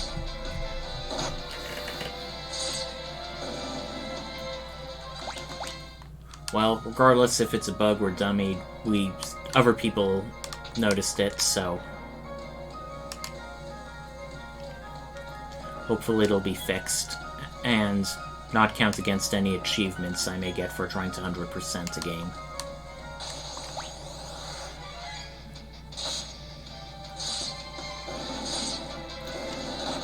Okay, some slightly tougher enemies are really falling apart now. I'm now one-shotting them. That's a good sign of progress.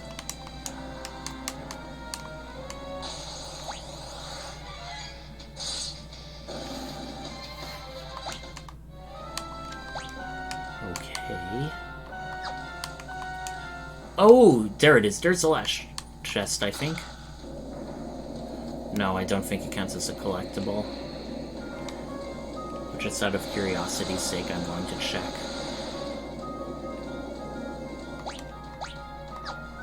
No, it does not. Okay, there's one in the lower right corner, looks like.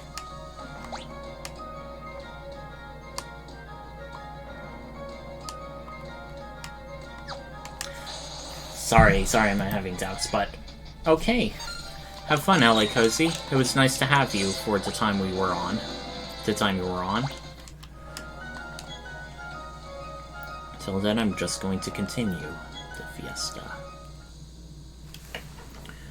Something's fishy about this place, and ain't the smell of cod.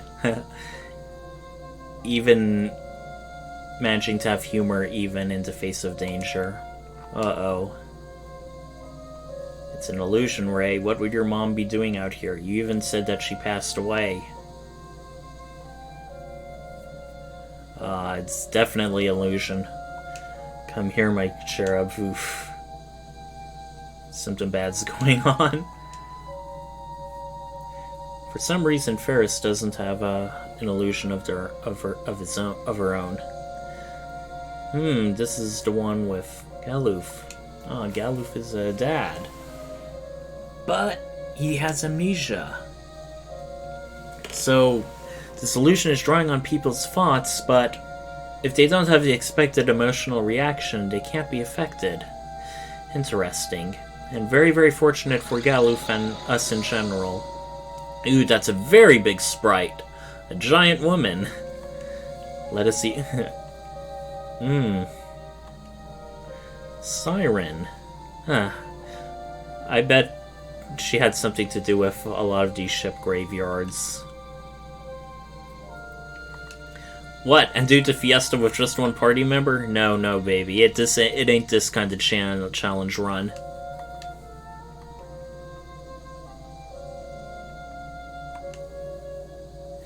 What's the best way to cure a magical curse? Smack. Smack. And a smack. 3rd time's to smack. And now, here is our next major boss. Siren. I like how they have their own specific entries for this all.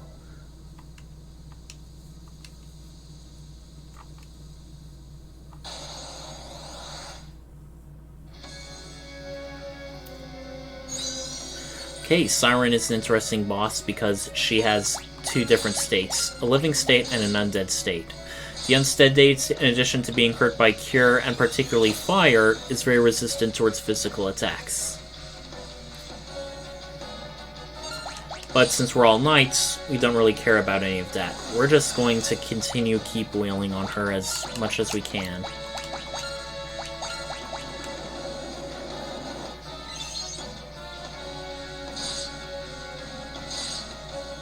Not doing as much, but on the other hand, it is whittling down her hit points, so... Okay, that is a bit concerning. We're gonna try and keep everyone at least above 100.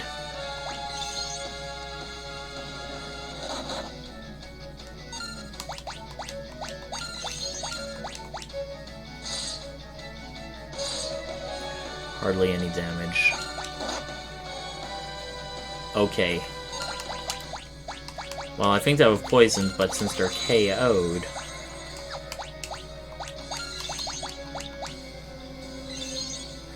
Ooh, this is a bit hard, even with knights. Okay, back to normal. Our physical attack should do the job.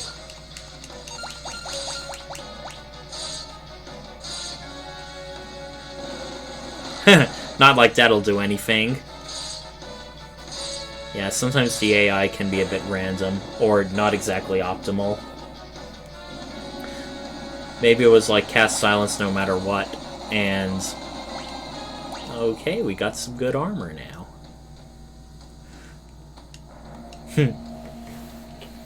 I mean, if we're going to be traveling together, we're obviously going to be risking each other's lives in combat quite a bit, so... No biggie. Now let's see this bronze armor we got. And thankfully, we can equip it as a knight.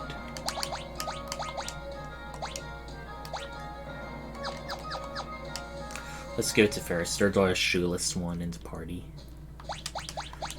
Alright, that's another dungeon completed. Hold on.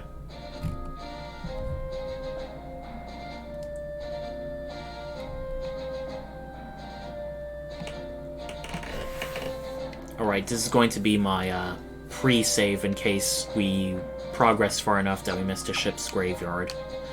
I just want to really make sure we get that missing chest if that matters. Okay, the Gatling in me is interesting. It physically attacks with a flurry of needles if it's hit physically, but we do so much damage it pretty much drops immediately. Where are we on the world map? Quite a bit to the far northeast. Our objective is to continue heading north through that forest, but right now, let's go into the nearby area.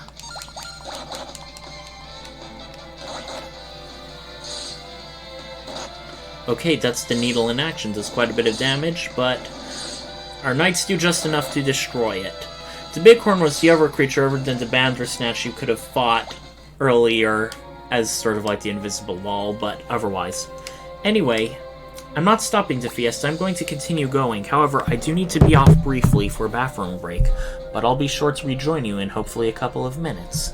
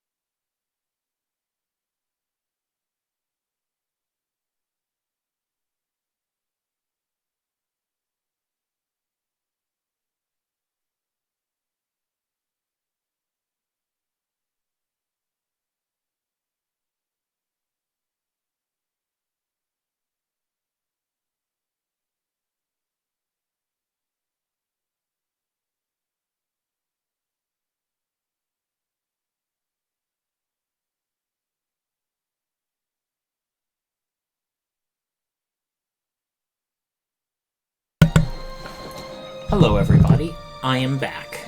Sorry for the wait. Let's go into this town. The town of Carwin.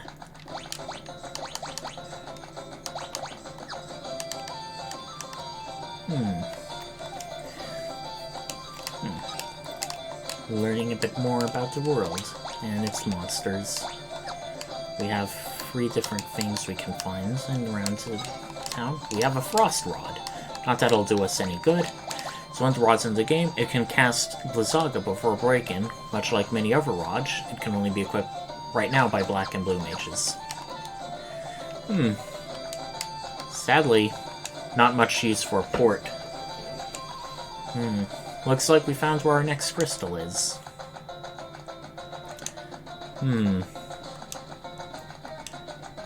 How will we get there? Yeah, not exactly the best thing to bring up. No ships, so he can't go by sea. Ray scratches his head. Too weak. Continues scratching the head.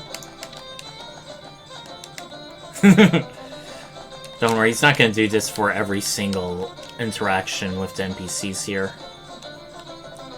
Just the ones around the port.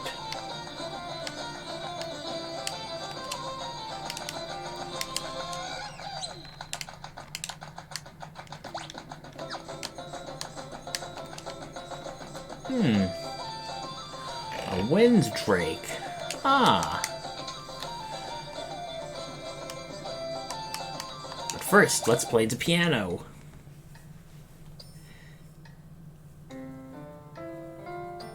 And we are marginally better.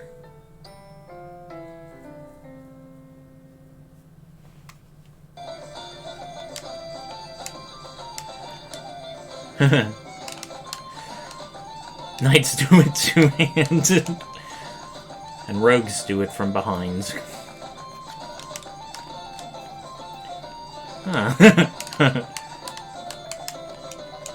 Windrake and super rare dragon grass. And a hidden area. What could it be? A bunch of gil.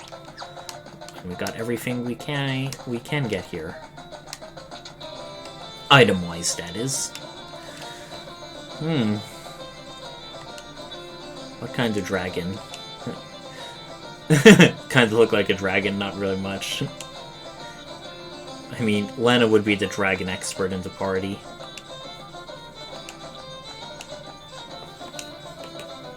Uh-oh. I mean, we didn't see the dragon when King Tycoon was at the Wind Shrine.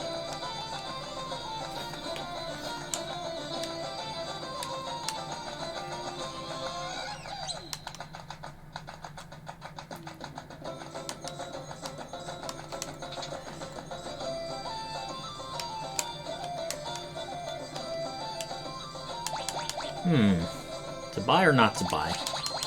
Just in case. In case one of our later jobs can give access. And if anything, I should have bought things at this area first.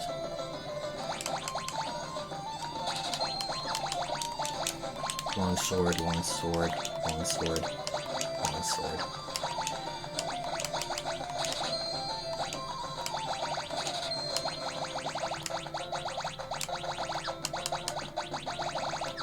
Keep everything else. It won't be long before we get our second crystal and second job class.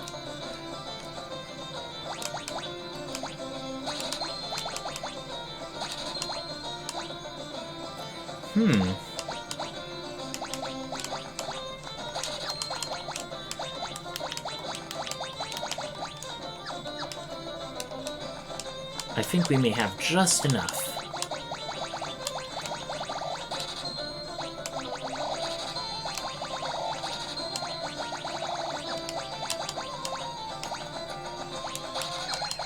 Sadly, if we do get a job class that can't use all this heavy armor, we may need to repurchase a lot of stuff, but that's for the less immediate future.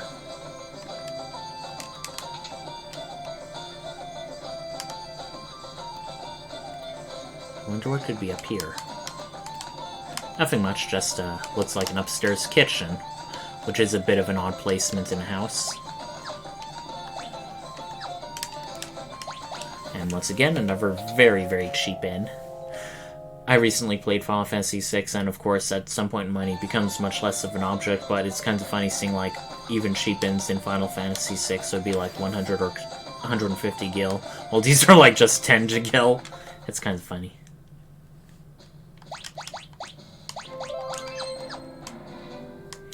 Alright, north we go. Hetaitao, or however you pronounce it. Not much to say about the enemies. They fall easily.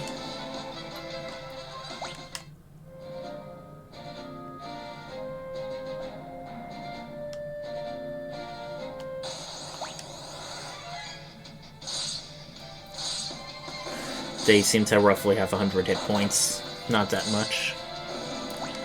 For a bunch of brave knights like us. Okay, we're at North Mountain. The good news is, it doesn't really have much in the way of chests. Now, for blue mages, there is one peculiar enemy here.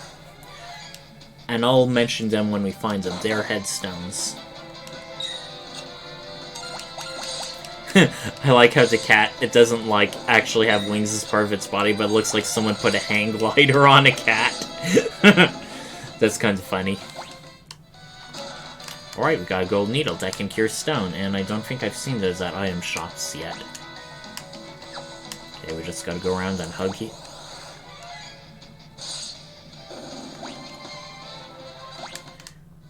Poor cat. What did it do to us?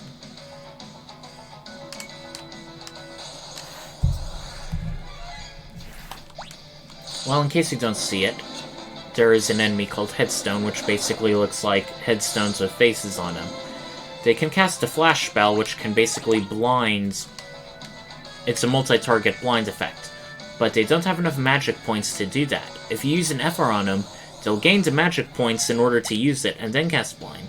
Yes, there are some monsters in this game which have less than their maximum amount of hit points or magic points in this game. Less than their maximum magic points, not hit points. It's mostly for things like that, like, if you, for like a special or rare or even beneficial ability. Ah, here are the headstones. I don't want to do it because, one, we want to keep our efforts, especially when we do get a magic-using class. So, it's sort of the kind of thing you would use if you have a blue mage party. See? Cast flash, not enough magic points, can't do it. So yeah, the game is kind of like indicating.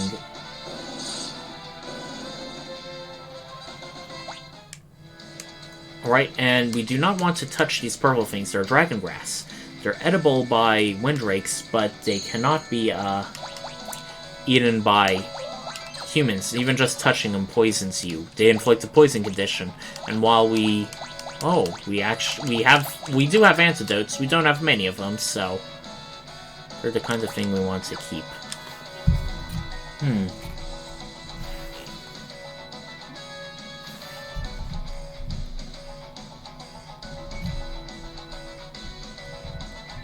Okay, looks like we actually missed a chest earlier. Has a phoenix down, but given they're 500 gil each, every little bit helps. Whoops. Okay, that is not a good sign. Sorry, Galoof. Okay, we somehow got... All of us are poisoned again. Okay, I really messed up on there. Really messed up.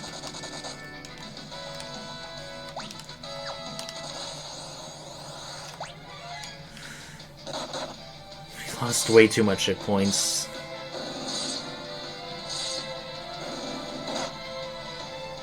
Well, if we were playing this for the first time, it would be like something okay. Okay, so here's what we're gonna do.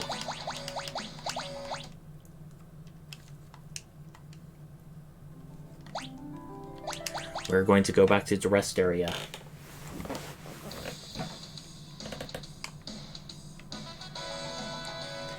Now, while when reloading a save you could act immediately,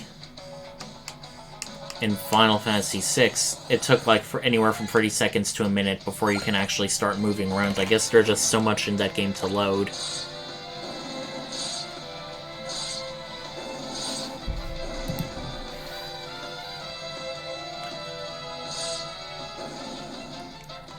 Right, we didn't touch the dragon grass this time, that's very good.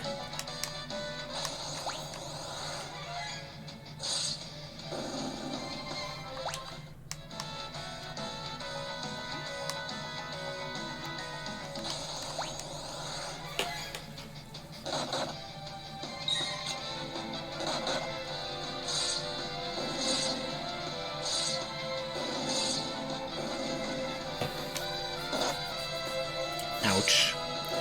Kind of wondering how a headstone can quote-unquote corner you. They're not the most mobile of objects.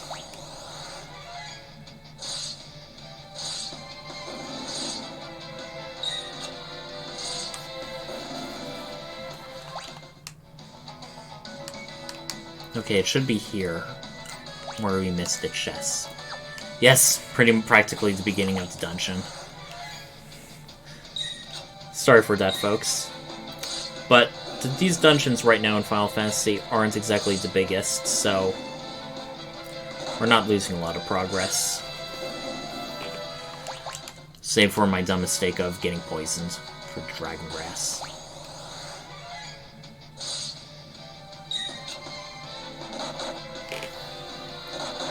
Yellow cat. I just love how it looks. Cat with the hang glider.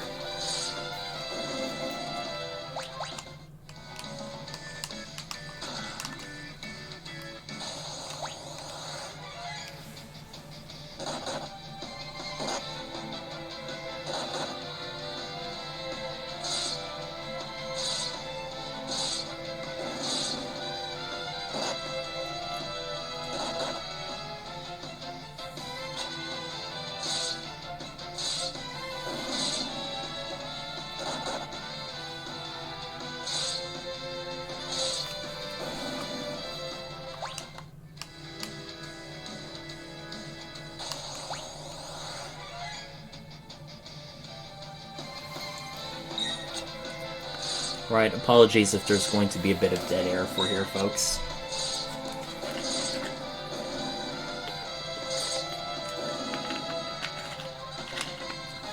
Just had to wet my whistle with some water. Overall, I don't know how they are late game, but the night classes are holding up pretty well. The other big martial job you could get from the Wind Crystal is the Monk. They are much like Final Fantasy I monks. They don't really need equipment to be good offensively. They can hit well with their bare hands. They actually have the highest bonuses to your strength and I think your stamina, with the knights being second most, so you often want to level them to max just for that alone. However, their late game abilities are really just increasing more hit points rather than anything new or fascinating or interesting, so they kind of lose out by late game. I do know that the Black Mage and White Mage are overall very strong options throughout much of the game, because they're always getting Black Magic and White Magic to learn and to cast. As for the Blue Mage, overall it's useful, but you've kind of got to use it differently, because the blue magic is learned only by certain monsters, and depending on which monsters you get, I think only a few of them are truly missable. They can be a very strong class, but they aren't like typically leveled up in the normal ways as other jobs are. The Thief is a big lackluster. They're very, very easy to master. They are very speedy. They allow you to steal from enemies, but most enemies in this game don't really, like the bosses in particular, don't really give you anything new or unique to steal from. I think it's only in later Final Fantasy games like 9 that started giving bosses a lot of good stealable stuff. Alright. And of course that save point was particularly placed because something big is gonna happen. Ah! Lena is struck by a poison arrow. It was a trap! And suddenly there's an earthquake. Or maybe a second trap. Oof. Who's this person who looks like a very evil hunter?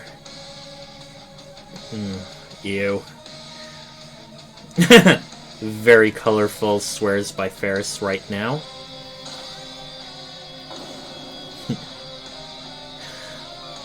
Our characters are like acting super cool during cutscene time.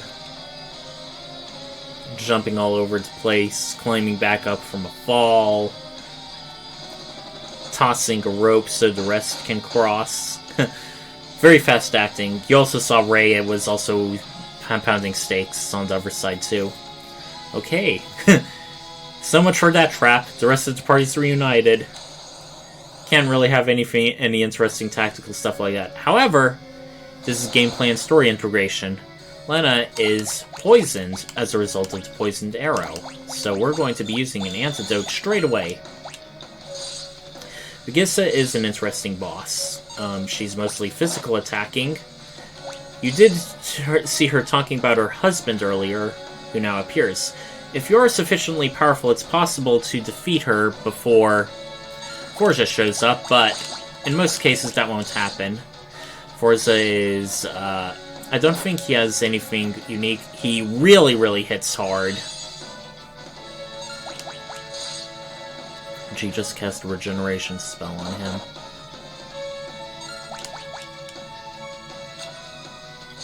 And I don't really think we can dispel magic at this point in the game, so I think you gain additional ability points and items if you defeat Forza. Actually, I don't think it matters if whether we defeat him first or whatever. It's just that, due to Tackle taking out so much, we wanted to at least drain. Oh, that's a black magic spell. It basically absorbs hit points from the target and heals you for an equal amount. Of course, it's not the kind of thing you want to cast at full hit points. We also get 2 unique items, which we'll be talking about. They're also class-specific. Whip. Whip enemy things can only be used, I think, by the Beast Tamer, which is a job we'll be getting much later. We also have a power drink. It can only be consumed with the drink commands, which is gotten from the Chemist class, which is much, much later, the Earth Crystal specific. And we have a Mithril Helm, which can be used by our knight, so who do you want to give it to? Well, Bronze Armor from giving the best stuff to Ferris. In fact, since she has the best defense, let's put her in the front of the party now.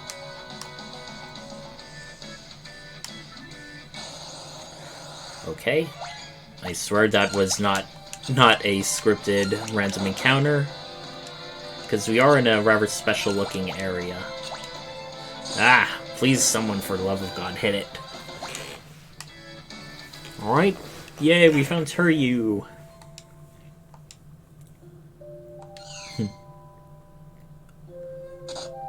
Oh.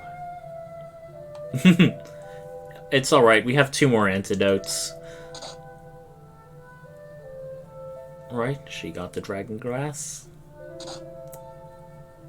And of course, this is an interesting case of cutscene. It's like, oh, Lena sacrificed herself, sort of, to help the dragon, but she won't actually be poisoned, unlike the earlier example, I don't think, and even then, we can easily heal her. I do like a lot of Galuf's exclamations in this game. And Hiryu cures her. Ah, this dragon's magical too. Nice. What are you thinking of, Ray? So, you don't know how to use a ship and you're afraid of heights. What kind of traveler are you? What's so funny? Your face! Galuf. Alright, and now we have a bona fide dragon. This is our other big vehicle of the game. Now, unlike an airship, the dragon is a bit limited in where it can go. It cannot go over mountains. of any kind, whether it's like the special snow-capped peaks or the normal kind. It can, however, go over water, which we'll be using to go further south. But before we go down and disembark, we want to head west, because there's now one area that is technically optional, but we can reach. Remember that meteor way back at the beginning of the game? Well, we're gonna want to do a little checkup on that. Now, we cannot enter the meteor through the north. Let's go to Castle Tycoon. Now, Castle Tycoon is interesting. You should regularly come back here because it's not just going back once. There's more character development based on certain other points in the game. They're, of course, naturally very happy to see Lena home. You're back! Yay! Sadly, we don't have King Tycoon with us. And there's a soldier blocking off an area. Ooh, we have quite a bit of stuff we can get in this castle.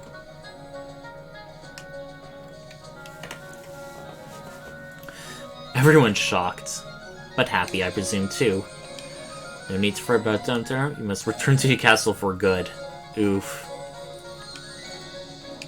I mean... He has a responsibility to the world. Spoken like a true head of state. You know she'll be a great ruler someday.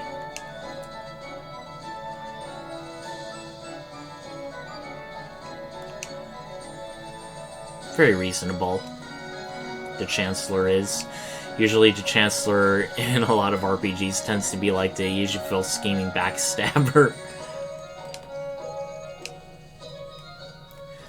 But at least we'll just stay the night and get some more character development. Yeah, baby!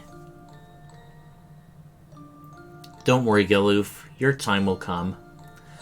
We're 2 hours into, like, a 40-plus hour game. We're only a 20th of the way through. Ah, Ferris character development, too. Alone with your thoughts again. Ah!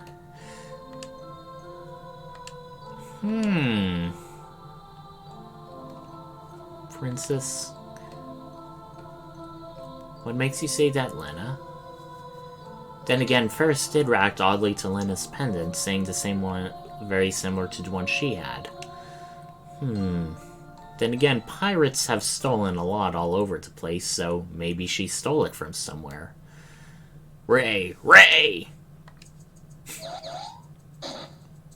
What's going on here?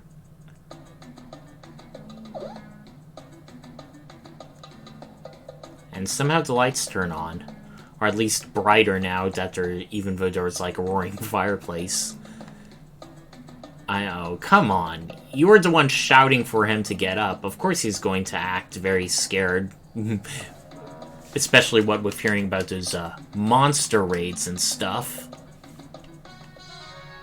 We won't be fighting any monsters in Castle Tycoon. This is a safe space. Ah, the Chancellor has something for us. Wonder what it could be.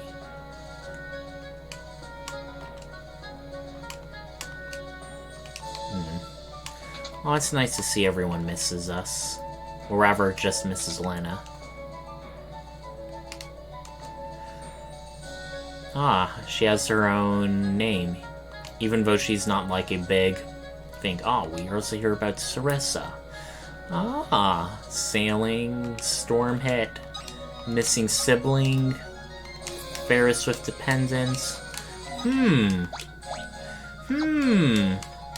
Really makes you think. Sorry, burp there. But yeah. Can't possibly be a coincidence. They wouldn't just throw something like that out of the blue. But for now, let's try and find the Chancellor. Ooh, throne room. We couldn't turn around in the chair. That would have been fun. It would be like, yeah, I'm king of the castle. Okay, Lena's room. Very nicely appointed.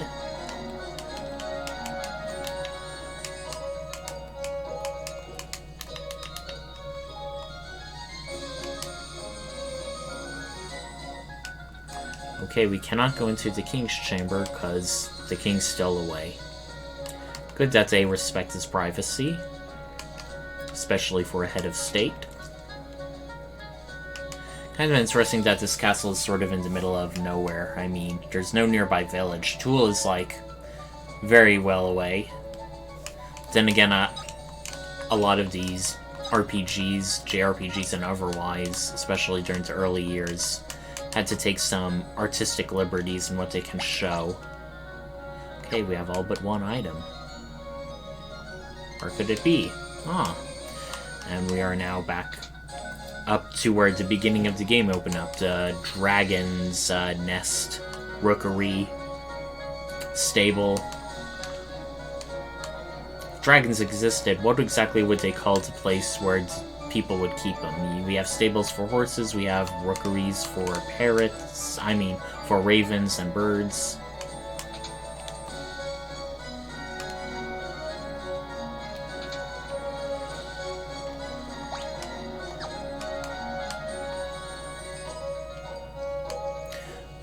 Okay, I think I know where to go. It was that passage that guard was previously blocking when we first came into the area. Haha, he's saying something different now. Of course we'd be allowed to take things. We are after all the princess. Or princesses, maybe. The chest. Alright. Ah, and we switch immediately to Lena's sprite before talking. Ah, we got a healing staff. That's nice. Very nice indeed. We have some new things, so let's talk about several of these things. Ashura is a katana. It is usable only by samurai or freelancer. Shurikens can only be thrown with thrown commands as a ninja. Healing staff, it heals the target when you hit them physically rather than damages them. It can only be equipped by White Mage Freelancer. As it's basically free healing, it doesn't cost magic point when using it. It is very good. And Diamond Bell. It's something only a Geomancer could equip, so even though we have quite a few good amounts of things in the treasure room, there's not really much else we can do here. Okay, let's see. Oh, I see where the missing thing is. It was where that old man was guarding. So before we leave here for good, let's go back up.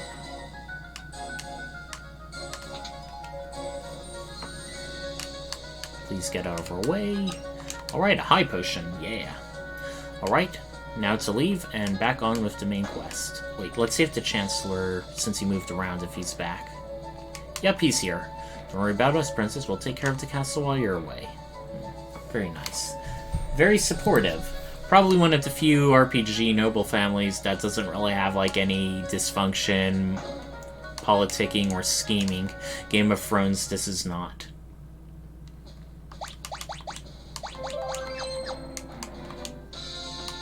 Right. And also, it's probably obviously evidence, but in certain vehicles, like whether it's the dragon or airship, you don't really do random encounters. You can do random encounters on ships, but I think in most of the vehicles, they more or less obviate that aspect. It's mostly something you do on foot. So we can really only go here, so let's land outside. We have quite a bit of gil for spending, so let's see what's at walls. Uh-oh. I'm starting to get a bad sensation about this. The wind crystal shattered, caused the wind to be bad. This is the water crystal, and they're very heavily reliant on using water power. Okay, what do we want to buy? Okay, increases our strength, defense +5, but...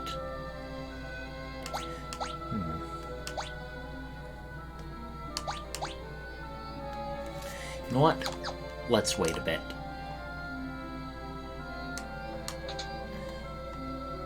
We are pretty competent characters so far. We'll get better equipment if we really need it. Okay, there's one item to find here in the town of Vaults. Let's see where that is. Right from the entrance, head west and go into the water stairs. We can speak to the frogs, who just say ribbit ribbit. And we have someone's house who's only accessible for water.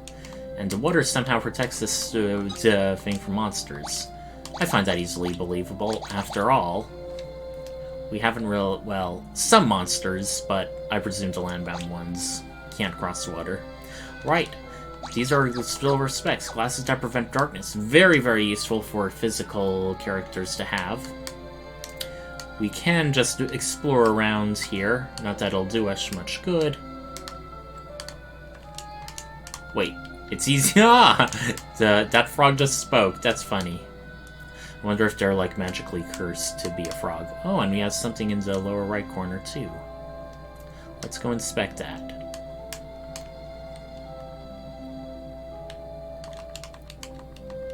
This is Gorilla. It lives in the forest near a tower, but Gorilla is shy. Now, Gorilla is interesting because it has a sprite. It looks sort of like a miniature woolly mammoth, but you can also encounter it as a monster, but it doesn't really attack you, and it doesn't really give experience or ability points or gil, so you really just feel bad about yourself for attacking it. Well, and we have some interesting magic. Neither white magic nor black magic. The hourglass, the stopwatch, indicates it's time magic. It can only be cast by a time mage. And what are these? These are summon magics, which can only be cast by a summoner. And fortunately, and as you can expect, those classes are gotten at the next crystal. Let's go into this castle. It has 1 chest and 6 items. A very watery castle. They're really playing up this water theme. I've heard there's a room full of fabulous treasures, but there's a special... and by that... with the protection, they're undefeatable. Then again, without any monsters around, you don't really have to be defeated by anything. Ah, this is a bit of a callback. A monster called jackanapes, you say? Well. Okay, a storeroom. Phoenix Down tent. And this is another thing. There's a legendary entity, Shiva. Which, yes, is, of course, a summon. Now, some summons in this game all can be bought, mostly the beginning level, but then the rest of the summons are, whatchamacallit, are optional. They're usually gotten, usually by defeating a boss or something. We're learning a lot more about the world as we speak to people, and we have a button to press. Not really, a not-so-secret area. Shiva was shielded away by the crystal's water. Unless she was like a really evil thing, seems a bit unfair to imprison someone. I mean, I guess these elemental crystals do have a cost of some kind. Okay, we are on the first floor, the jail below. Depraved low lives. Is it down here? No. Okay. So here's the interesting thing. This place, technically, you aren't supposed to be here because there is a monster called jackanapes. It's really only good for a bestiary entry. It is really strong. It will most definitely almost one-shot you. Let's just guard. Yeah, an all-guard party will be good, because we're... Please escape. Please escape.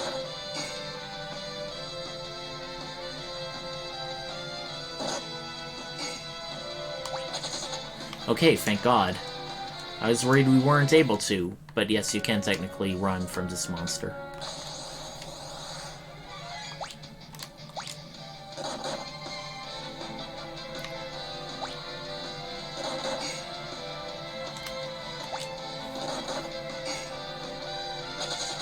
Okay.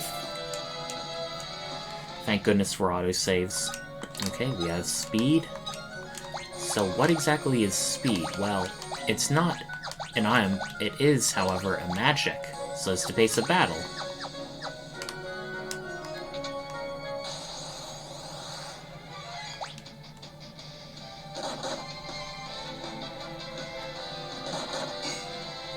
Alright, having everyone guard. Now we're going to run away.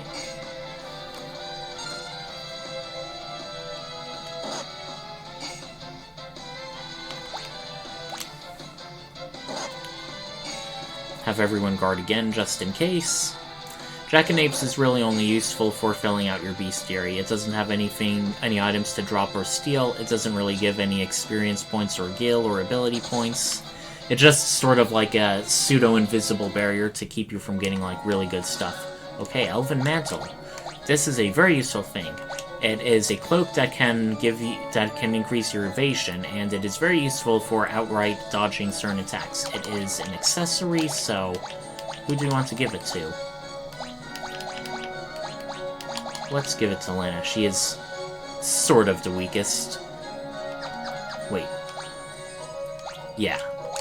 Lowest hit points, increase your agility and also your magic, and also increase your magical defense.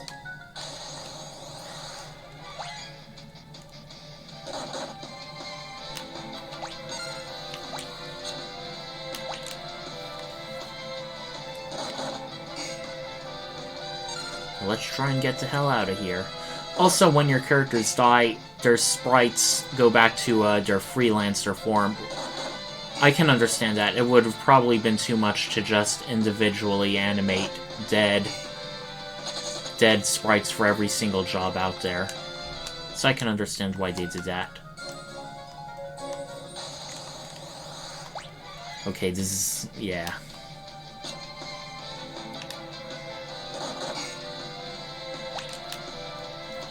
Okay, let's try and run away now.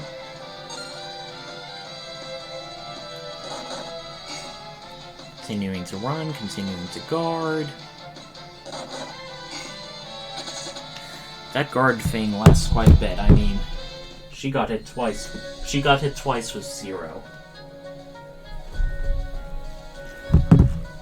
And now we are finally out. Would it be worth it to use a Phoenix down? I mean... yeah. There's no big encounters. And now that counts as everything in Maltz. Now, we are now in the dungeon. Let's speak to people. And instead of having to wait, it says, how about you open up this door? Well, there's a reason we don't want to. If you end up opening the door for a lone wolf, he will actually steal from treasure chests elsewhere in the game. This doesn't count against, you know, missing out treasure chests for achievement completion, but it will replace the chests with, like, with their treasure with notes saying, haha, I stole this already, signed Lone Wolf. And we can go around outside the castle here, specifically to an area in back, but we don't want to go there yet. In fact, we may not even need to, it's technically optional. It's where we can find Shiva.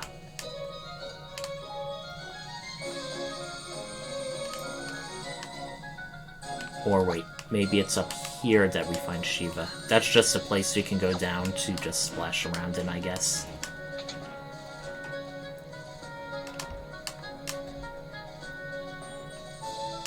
Right, nowhere to go but north. Let's get an audience with the king. Princess Lena, discerning pleasant surprise. Sounds like Tycoon and Maltz are in good terms. Or at least pretending to be so. Even the throne room is full of water. That's funny. We did hear about the amplifying machine into Wind Crystal. So it looks like, yeah, it's a bit of an environmentalist message. Using technology to exploit the natural world can come back to bite humans in the ass. He seems to have his hands tied. People's lives are a lot more convenient with the technology. And just as we're trying to make the argument is made for us as climate change happens. No, not climate change. Another meteor, of course. Will this have our 5th party member? Nah, I don't think so. But these meteors are linked in a sort of way, which we'll find out. And it heads straight into that mountain range. Uh-oh. Well, at least it didn't hit the towers, so...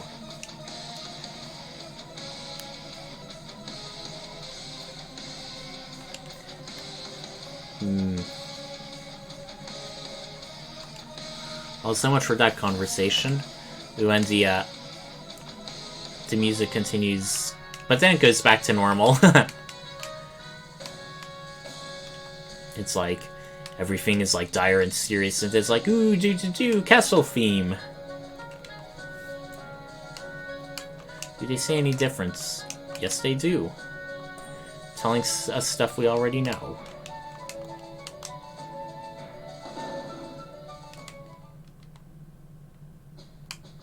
But before we go there, since the jackanapes did a number on us, let's go into the,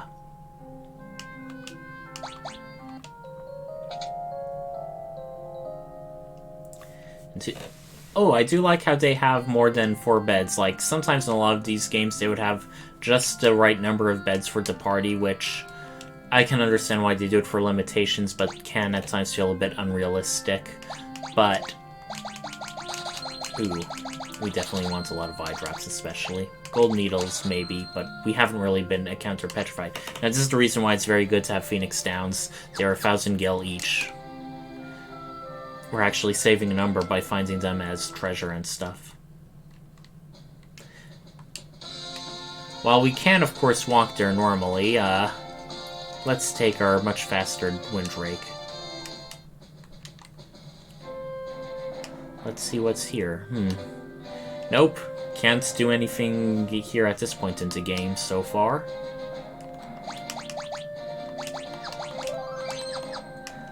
Let's see what is waiting for us in store here.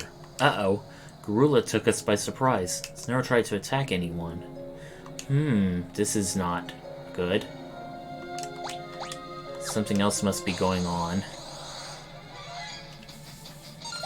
Now, I think there's another blue magic thing you can learn. The elf toads, they have an ability called Frog Song, which can turn someone into a frog.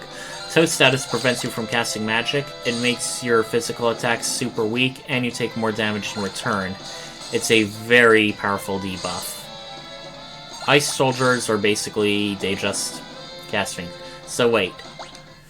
If this tower was, like, previously guarded for the crystal, and there are, like, not so much monsters, but more soldiers in here, ice soldiers, what are they like? Are they soldiers driven mad? Are they, like, monsters who just happen to look human? What's their deal? Are they maybe traitors to the king, staging an anti-water rebellion? Who knows? Some things are just not explained in these video game RPGs. Uh-oh. Ruler's upstairs, he wants us to save the crystal. We have Passe Sol. I forget if this thing also taught us a blue magic. I think it does. But it escapes me at the moment. Right, we want to climb up here so we can get the chest. Silk robe. It's fancy silk robe. It can really only be worn by the mage classes at this point in the game.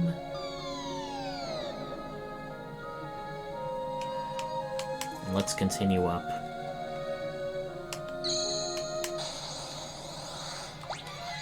And we now have a Rykard mage. Interesting name. I wonder what's up with that. There is quite a bit of humanoid enemies we're fighting in this tower. They seem to have time magic. Stop is pretty much paralysis, but magical rather than physical. But fortunately, they fell very easily. Maiden's Kiss, that can cure the frog status. Just to make sure, I don't want to make sure I'm missing any things. It's a one-visit location after all. Silk Row... Maiden's Kiss. Okay, we want to continue going.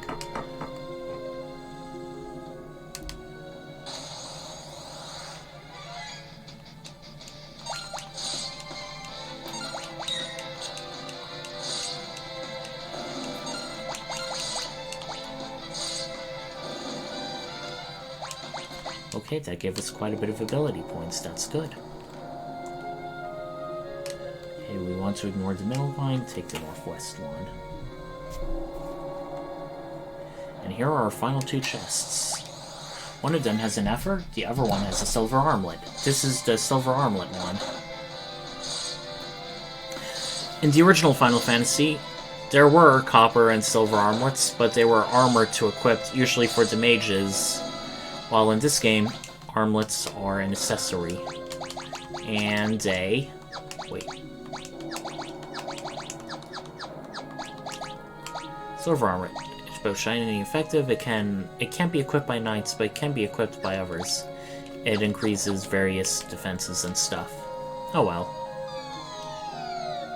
Maybe who knows, maybe our next job will be able to equip all this cool stuff we're getting.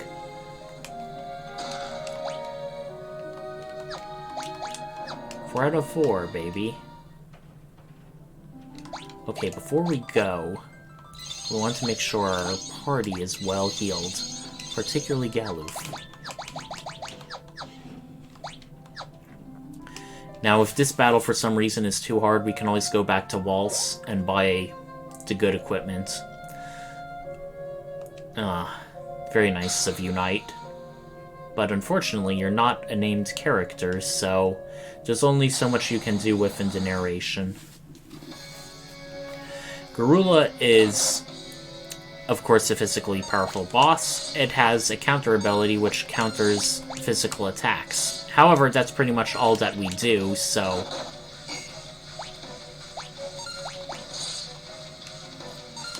let's have everyone guard so far. Its normal attack doesn't do much. It's the named attacks like Tackle or Rush that do it. And you may notice, even though we don't have like any special thing, our hit points are gradually decreasing. I think that's called a seizure condition, or bleed. It basically means you gradually lose hit points over the course of battle. It's not really a status condition that can be cured, saved by dying and being revived again. So yeah, there's not much we can do save to attack. If you had a white mage choice for your first job crystal, this is definitely a killer. Okay. Okay, we are definitely hurting right now.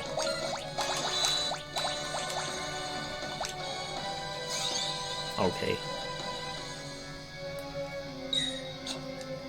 Okay, Ferris, you are the next one in need of a potion. And then after that, Galuf. Okay, but fortunately, thanks our big, sturdy, shield-wielding knights are doing very well.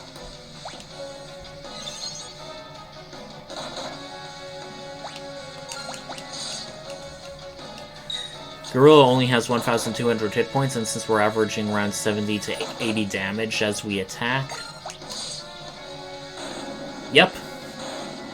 We're able to defeat it in a short amount of time.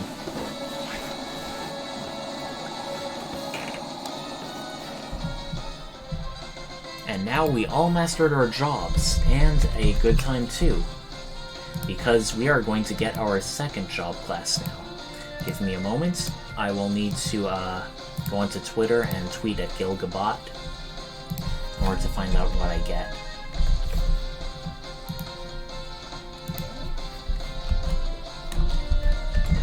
Let's see if I do this correctly.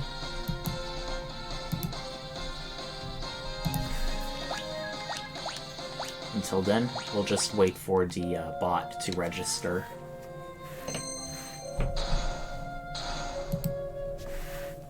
Oh, I bet you know what's gonna happen. I do have some bad news. This isn't your typical save the world, save the crystals thing. Yeah, the crystals are just going to keep shattering. They give us more jobs, but the world keeps getting worse and worse. Yeah. Ooh. I count 6 crystals.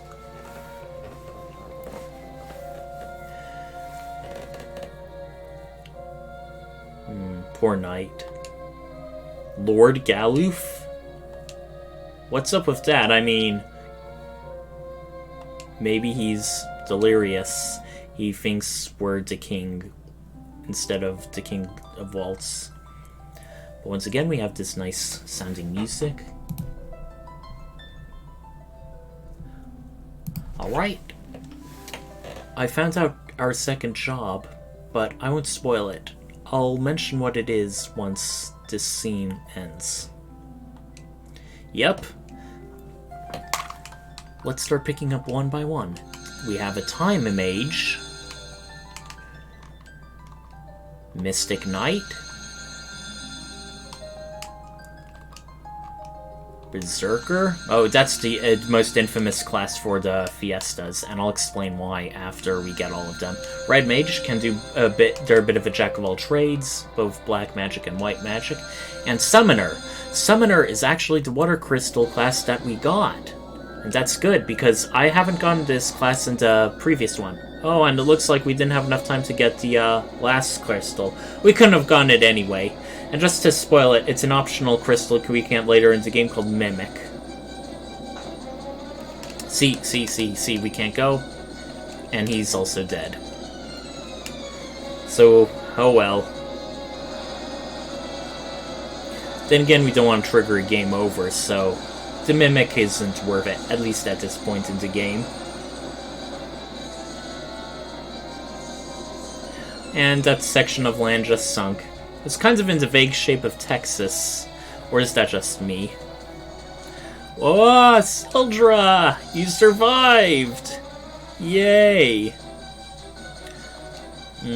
Come on, get a bit closer to us. Are we sure Sildra is saving us? Looks like more like she's eating us. No, she's definitely saving us.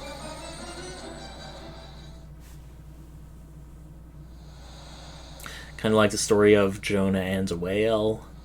We are inside a sea creature's insides and get out safely. Somewhere on an unnamed beach. Sildra! Aw, this isn't a happy reunion? First King Tycoon. Then we think Sildra gets hit into Whirlpool only to come back and die again. Ferris has suffered enough.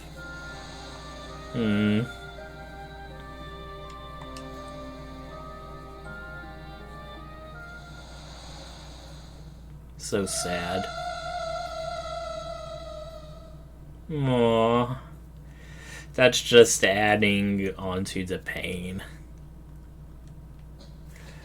Well, we're back on, and since we now have the Summoner, we now have our choice. We can have one night, free Summoners, one night, or 2 nights and 2 Summoners.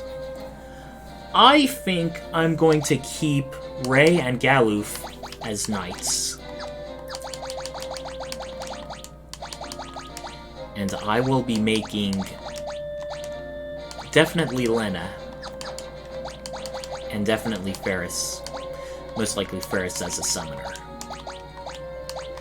So what do we want? Two-handed won't be useful because we're mostly using rods and staves. Cover takes hits, definitely not. Be completely absorbs a direct physical attack is much better.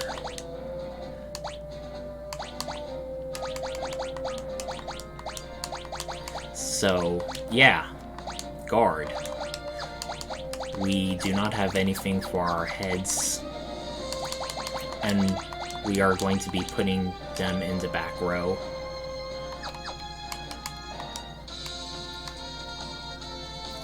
So, let's go back to the the Village of Waltz. See how much worse off they're doing without their water crystal.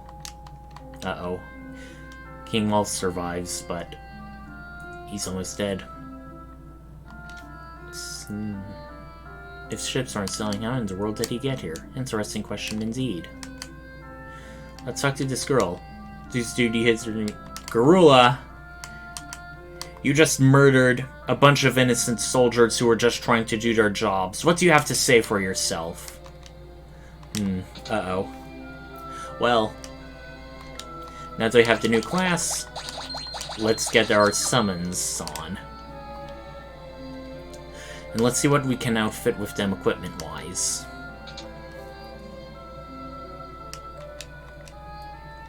Okay, 2 iron shields, 2 iron helms, 2 iron armors. Ooh, I definitely like the strength boost, so, yeah. Thank goodness for autosaves.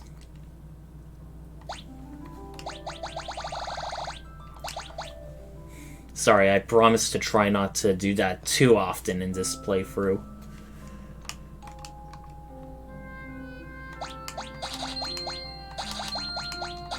Now, the cotton robe is like a lesser version of the silk robe, but...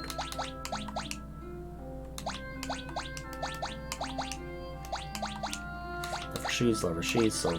okay.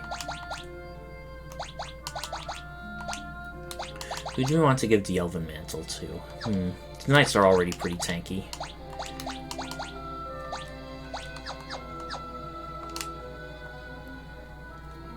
Probably want to get leather caps for them, rather than have them be helmetless.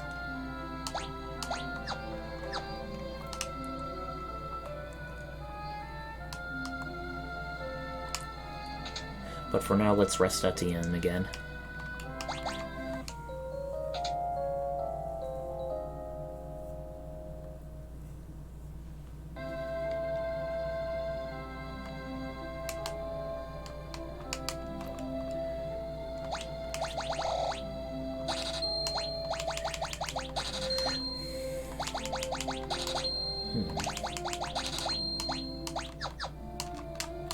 Okay.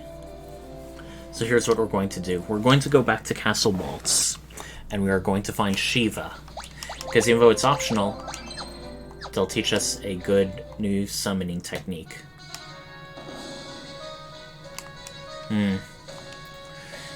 Roll about a hole in the north.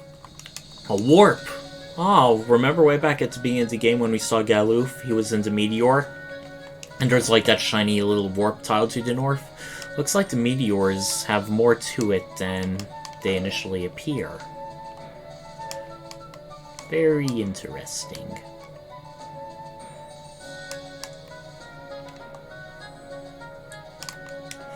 Yeah. Everyone's talking about Garula like it's a singular entity rather than a species. Even though you can encounter a wild Garulas on the world map, maybe the idea is you're just encountering the creature and it defeats and it runs away. That's sort of like a hint. If you didn't already go to Tycoon Castle, you should try to return. Sorry to Karnak. It's being amplified by a fire crystal. Yeah. Seems there's also a meteor outside Karnak. I guess that's how we're gonna get there.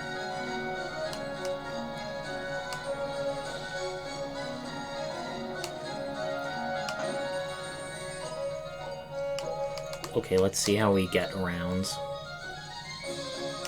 No, it's not through here. Is it through here? Nope.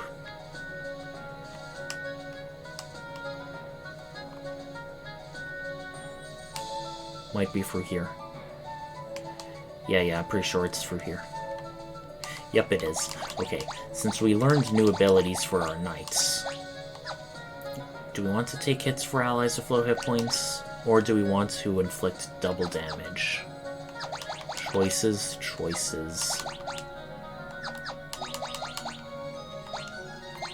We at least want one person with cover. Since you have the highest vigor strength, let's give that to Ray.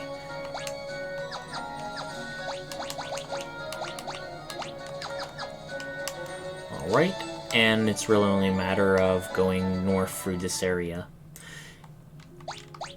The water tower. Technically a different area, but no new items or chests, so we don't care about that. It does have monsters to fight, and its own music. Much like the creatures we saw in the Tower of Vaults. We are going to want to be preserving our magic points for our summoners.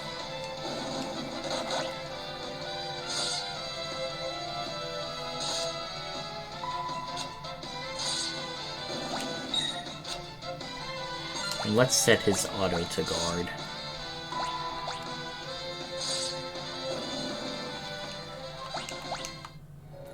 Now that we're job level 3 with the Knights, they now require much more ABP to to level up.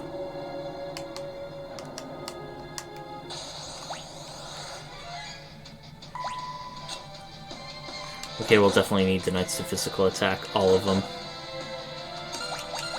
Fortunately, we have plenty of healing potions, so that shouldn't be a trouble. After this battle, I think I want to show off the magic, at least in the summon magic and what they could do. Okay, this is Pawn's Course. That was the thing. That was the blue magic spell. Fortunately, we all leveled up, and we all have Maiden's Kisses. Okay, so magic. Summon Chocobo. Summon spells can do one of two things, and it says it in the thing. We can hit one person or all people with the Chocobo. We can absorb 1 hit points from an enemy to heal all allies. Whisper Wind, I don't know what that does. Or, okay, I think Chocobo is interesting because it has 2 different things. Whereas it looks like these are just one thing. Paralyze 1 enemy, heal the party, physical attack. Okay, we need to go around the long way.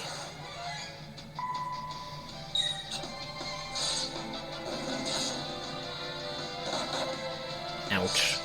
But man, you see how much more damage Ray's doing with that sword? Very impressive indeed. Okay.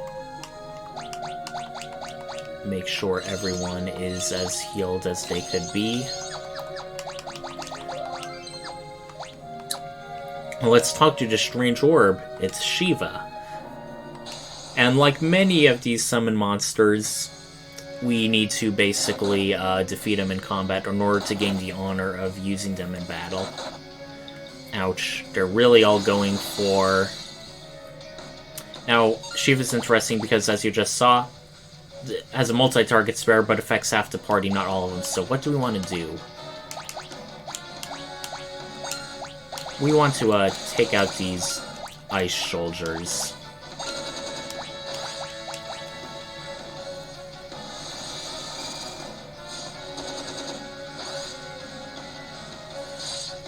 They shouldn't be too hardy.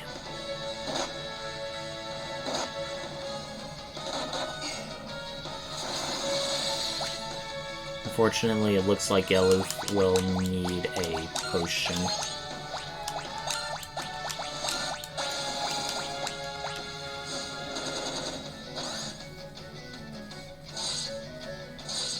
Okay.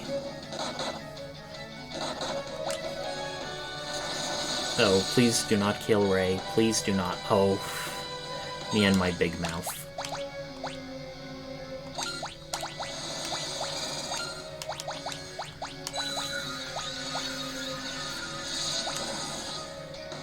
Alright, that's pretty good.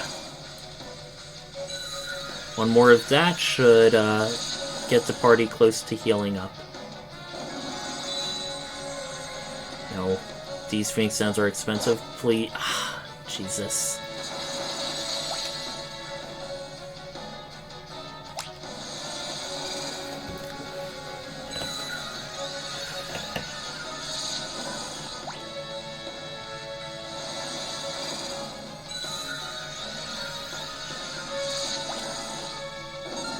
Alright. Shiva, you're next on my list.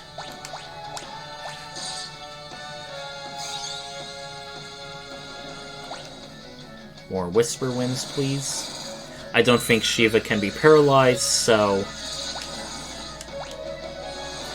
Yeah, this is very much an interesting backup Mike Mage, just keep casting Whisper Winds. Heals the whole party, too. Don't know if a White Mage would do particularly more. I also forgot, can the Summoners use the Healing Staff? No, they cannot.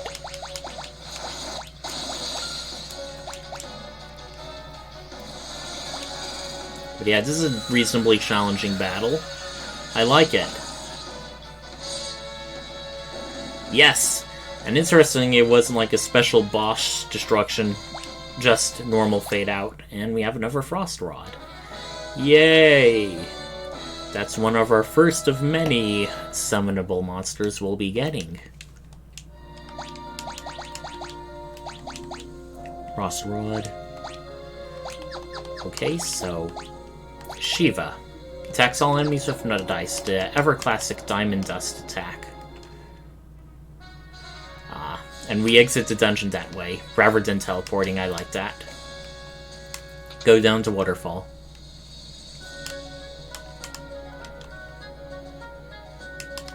Alright. We're approaching close to 3 hours. I don't know if in that time we will be able to, whatchamacallit, get to Fire Crystal. Technically we can if we try to speed through, but there's also a part of me that kind of feels like it would be a good idea to also grind. Because, actually, since we do have a pretty good assortment of jobs. Okay, before we go there, we want to at least get, like, lever caps and get some decent, like, headwear for our summoners. So let's head north.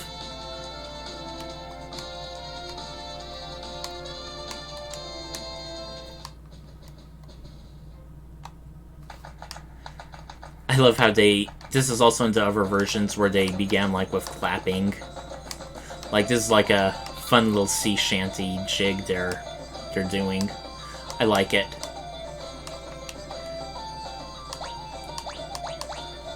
Okay. That's the reason why he has two-handed, I forgot. Silly me. Okay, I think it will be in Tool Village.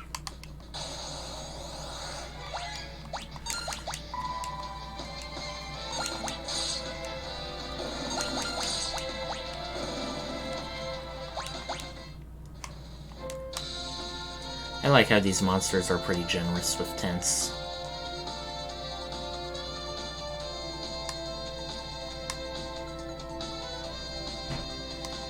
I wonder what that area to the north is. Well, technically I know, but it's more for your all sakes, to get you curious.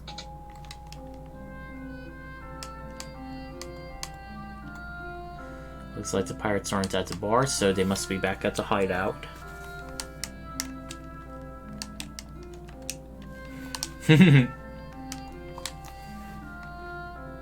Wonder if Zach has anything new to say.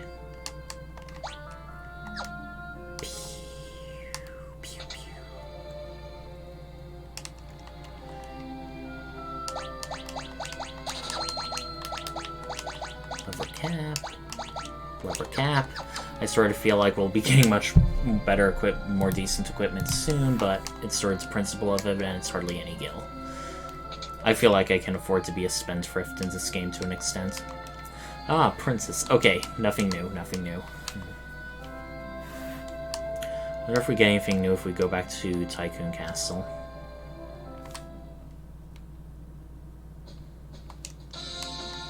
Well, only one way to find out. I don't know if it's at this point in the game. It's at some point, I know, where future visits to Tycoon Castle can do more character development, particularly with Ferris and Lena.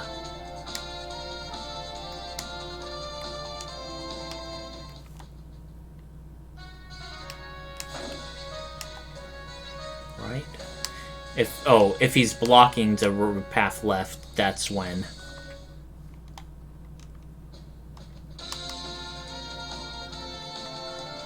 That's the indication that there's new developments to be had. But otherwise, we gotta go to that mysterious meteorite that crashed to the east of the Tower of Vaults.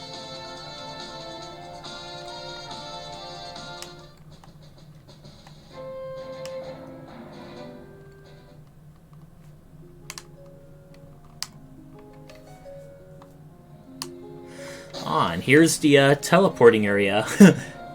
We couldn't really just step into it, we just got knocked all over the place. Did he warp? Well, we don't know until we try. Y'all are being a bit reckless. Yeah, Galoof. He's now starting to wonder now. What's up? What's going on here? And we go back to the world map, going all the way west. Super west. Extremely west. West of Tool, actually.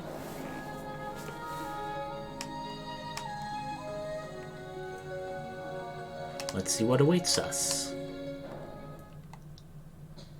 The Karnak meteorite. Ta-da! We now have just a bunch of wilderness to go through. And a U-turn loop around the mountains. Wild Nax. I wonder if that's why it's called Karnak. That question ability is a blue magic spell you can learn. I forget exactly what it does, but it basically, I think, its power is determined by some variant or stat or your hit points. I know it can be useful in certain situations. Do you want to keep going north? No, there's nothing up there. Some of this place is a bit loopy. And now we fight Aegir and Zoo. Ouch. Now the Aegers are easy enough to handle. It's the Zoo that you gotta worry about. And it seemed to inflict the Aegir inflicted the old status condition on the Giloof. Fortunately, it's a type of status condition that does not persist after the end of battle.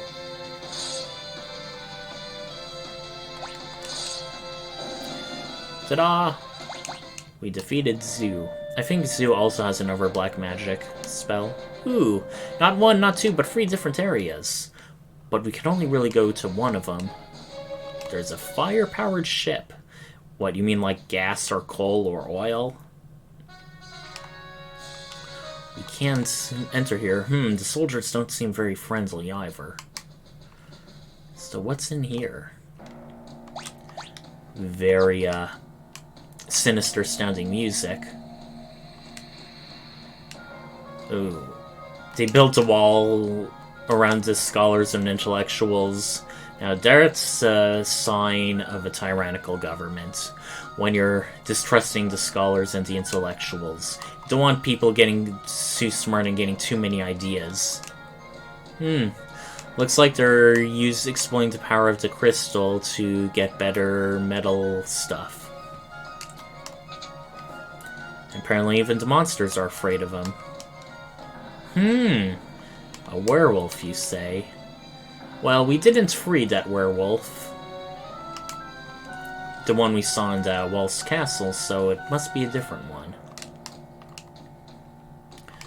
Professor Sid, as every good Final Fantasy game has, its own Sid. Saw a weird guy got taken away by the guards. Something must be going on here.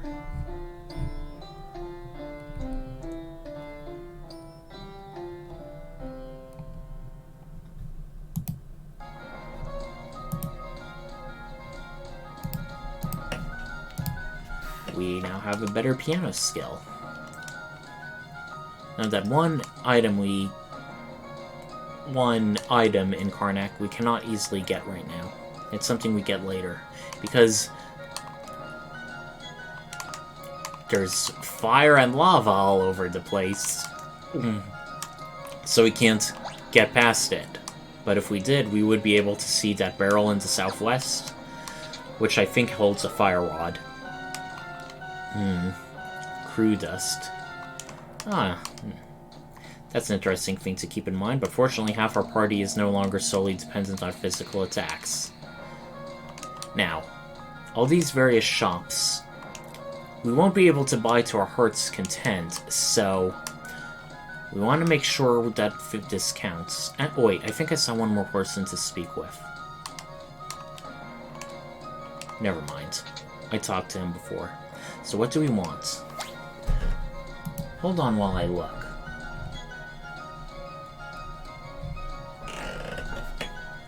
It won't really matter much. This is more of a temporary setback more than anything. Let's get a good weapon. Mithril hammer. Some rods. Now this is the reason why it was known as Team 750, Team 375. Because for classes that can break rods cost anywhere from 350 to 750. These are currently at a discount, and let's just... Oh, looks like we could have bought more than one, but oh well. You're in league with the monsters. Well, you got us there. I suppose when you see rocks falling from the sky, you can't think anything of this earth can come from them now, can you?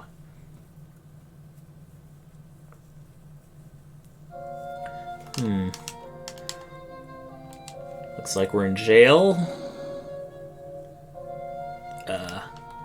And someone tried to blow their way out of here. Wow, Karnak Castle sure has a lot of chests. Very old person swear. Maybe you should have tried to blow up the front bars. But hey, at least we can all be jail cellmates together. And we all laugh at his misfortune. The party's a bit sadistic right now. And here is Sid. Looks like he's responsible for much of the world's problems right now.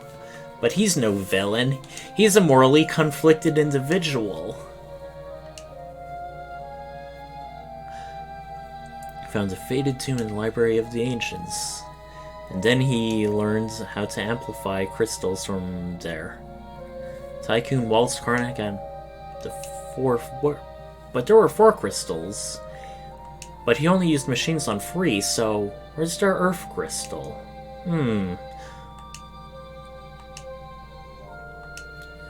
Looks like much like Waltz, they got addicted to the power and energy of the crystal and couldn't give it up.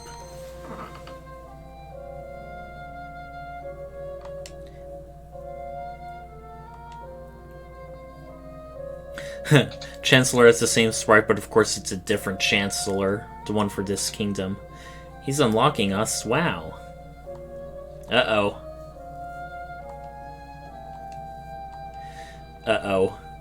It is a fire-powered ship after all.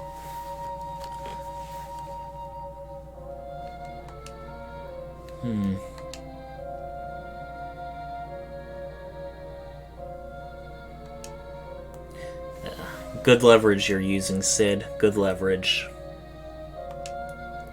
Desperate times call for desperate measures.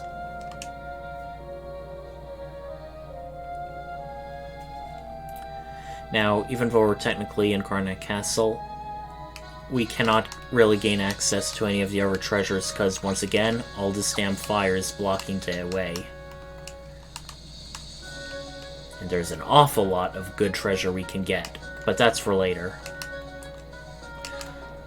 It just feels weird to me that they just have all these open flames randomly about. I mean, of course, they are placed in there for a reason for, like, gaining access, but it just feels weird. It doesn't feel right, if you know what I mean.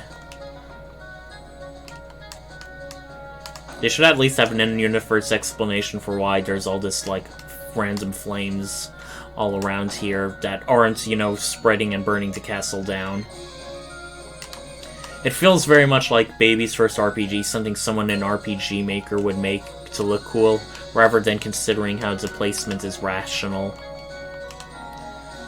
Uh-oh, the captain seems to be tormented by a shadow. Everyone's going on about a werewolf, too.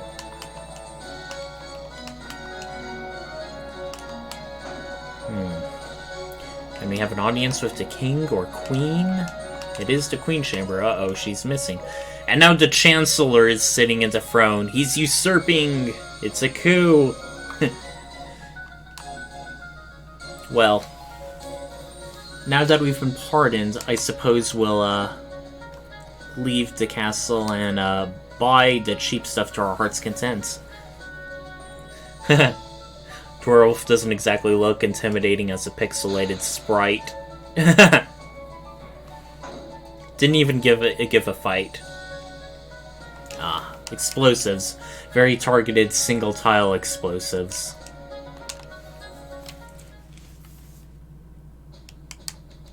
Right back in Karnak we go. So yeah, it didn't really matter what exactly you bought. We're just back here immediately. Well, it did matter because it was half the price.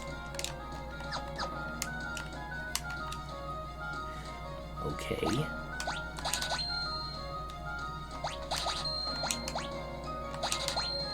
Okay, we definitely want to save up for more good stuff.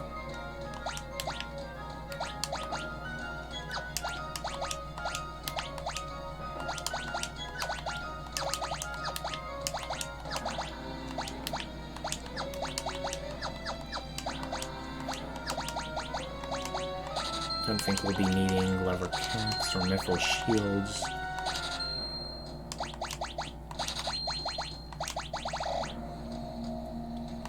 Bronze armor is clearly inferior, so is bronze shield, so is longsword.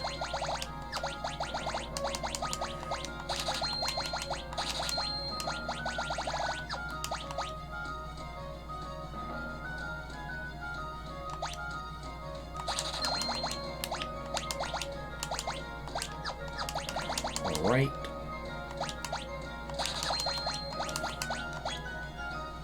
Okay, much better.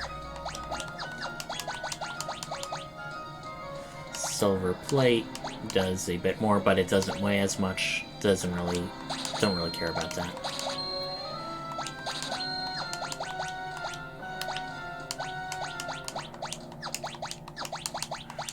Mithril gloves. Do we want silver spec or keep mithril gloves on? We have plenty of eye drops. Elven mantle.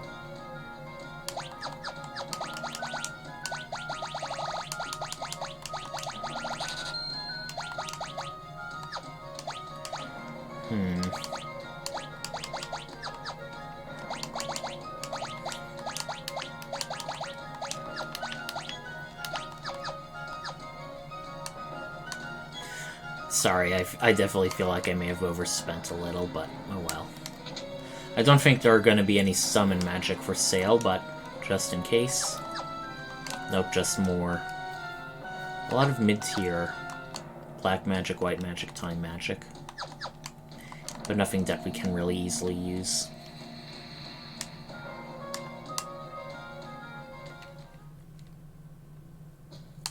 Right, only one place to go. The fire-powered ship. And we are being back-attacked.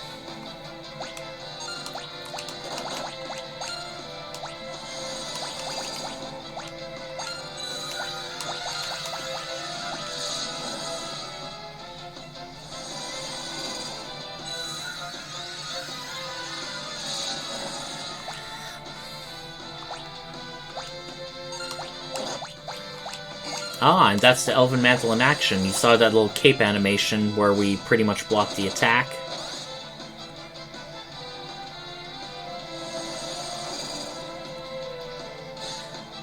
I don't think this will finish it off, but our knights certainly should. Yep.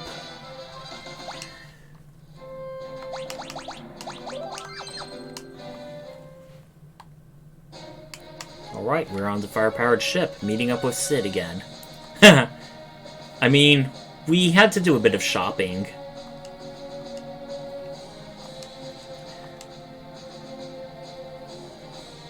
We all nod in unison.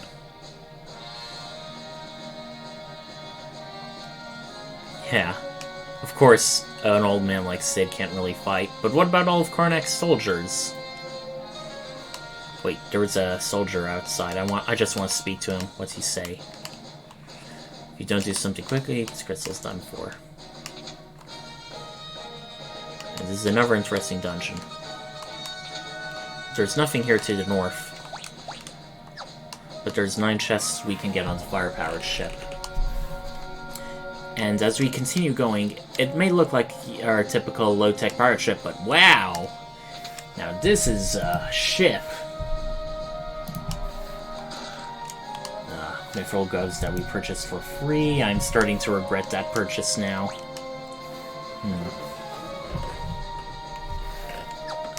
Okay, we go and head up the left stairs. Okay, this is the crew dust we heard. They cast blind if they are alone, so... let's try and spread out our attacks a little if we can.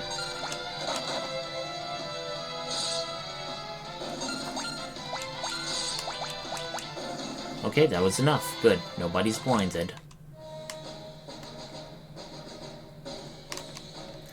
Okay. I like that. It shows the previous level from below. neat little touch. They did that into prior versions as well. Defeaters, I definitely don't like the sound of whatever those things are.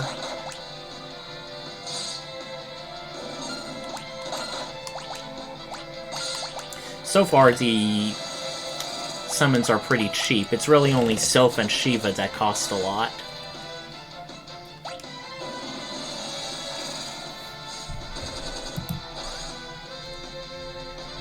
Okay. We should finish him off with some good physical attacks now, or it's just another summon. Auto battle. Ah! It summoned 2 more enemies. Great way for filling up her bestiary, but...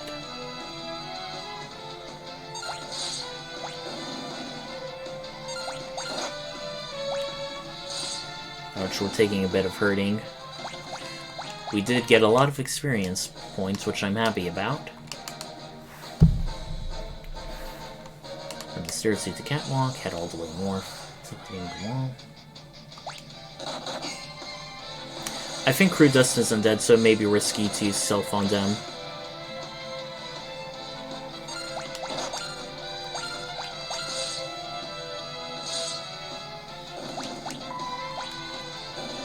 Ooh, they did take a bit of damage from that. Ah, summon level 1 now. Most of the mage classes, black magic, white magic, time magic, instead of learning super unique things like the knights do, you basically allows them, when you become another mage class, to learn progressively higher level magic of that job. So, right now, with a level 2 summoner, we can equip the summon commands that casts up to level 2 summon magic, and once we get as a level 3 summoner, that character can then equip level 3 summon magic as an ability when becoming other classes.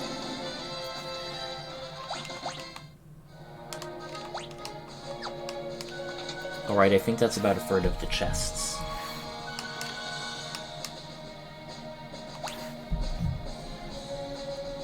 Wait, do we want to go here? Yes, we do.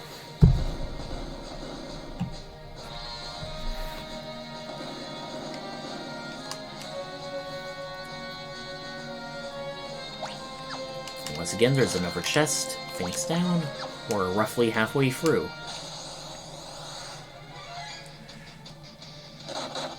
Now we're definitely going to leave the defeater for last so I don't accidentally get blinded. Or maybe Shiva can take them all out with some diamond dust, hopefully. Dust versus dust. Alright, that did quite a bit of damage, but we're going to be a bit sparing, because we aren't exactly made of magic points.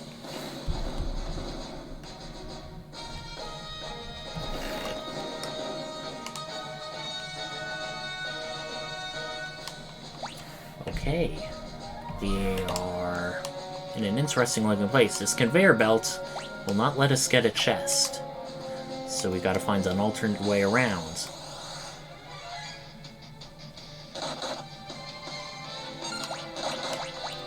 Okay, we're getting a bit low on hit points, particularly for our summoners, so we're gonna use Whisper Wind right now.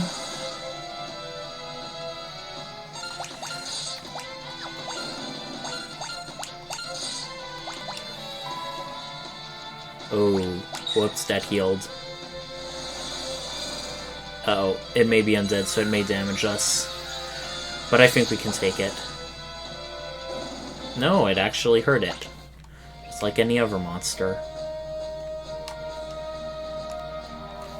Okay, so... where are we?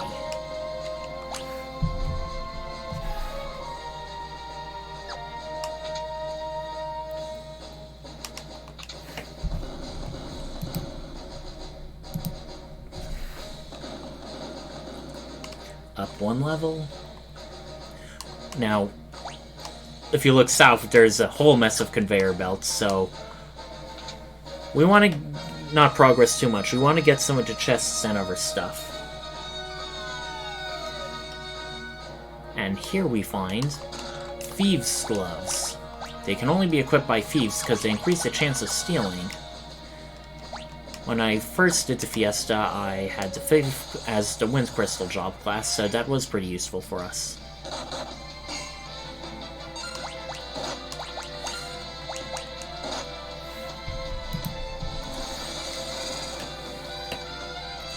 I'll definitely use an effort on Ferris.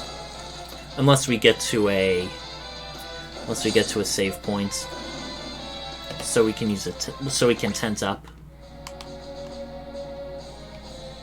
Let's go back and up.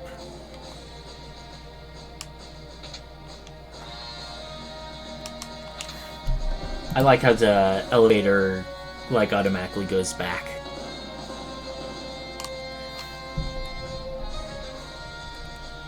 Okay, so where do we want to go now? Go through the fourth fence.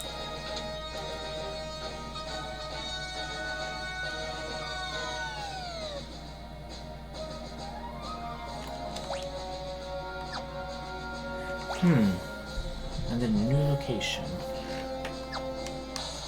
Let's go through the vent first.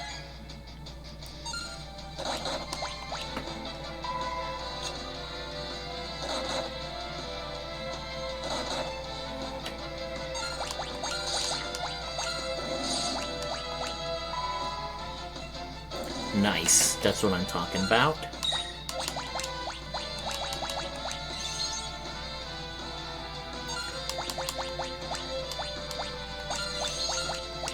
Okay, 2 knights should do the trick.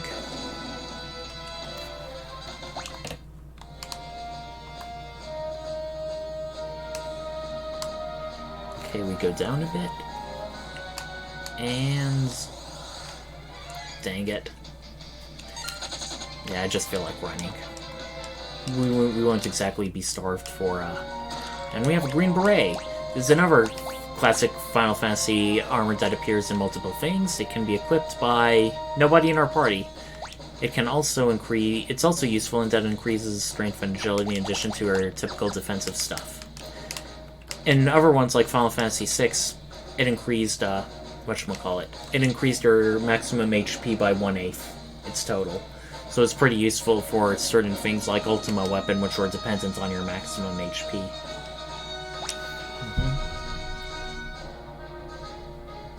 So we want to go through the second fence.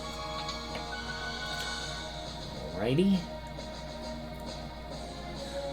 I don't think you can trigger random encounters when going on the thing.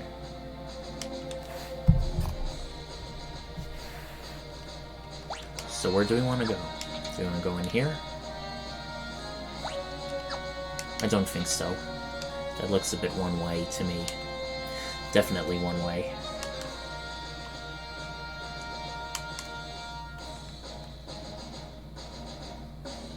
Oh, hold on.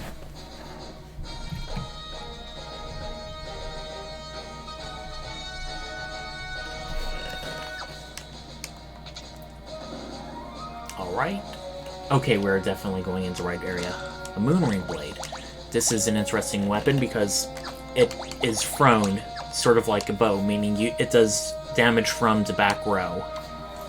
Equal, regardless, as though you were in the front row. It is basically has the animation of throwing a boomerang. Ew. Oh no.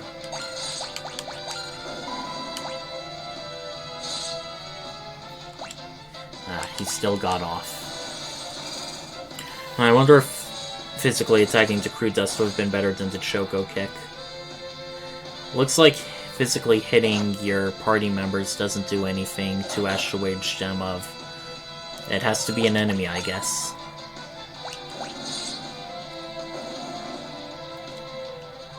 Kind of weird how Lick confuses. Normally you think it would be like Paralyze or something.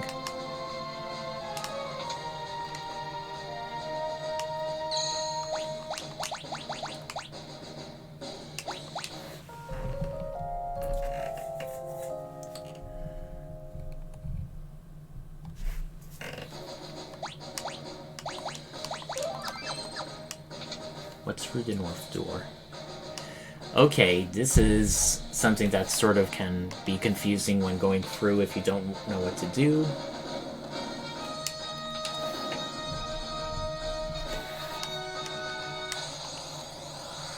So you can see this is a bit of a puzzle. You gotta hit the levers so they're arranged such that you can get through the room.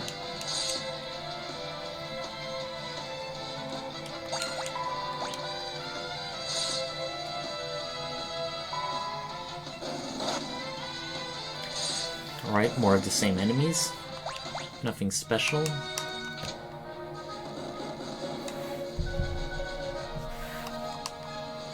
Going to want to flip both levers now.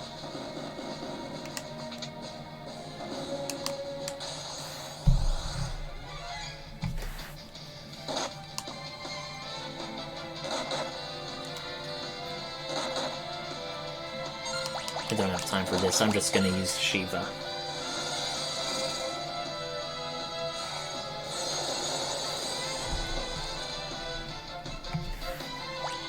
Yep, that took them all out easily. Yay, another lever. Another level.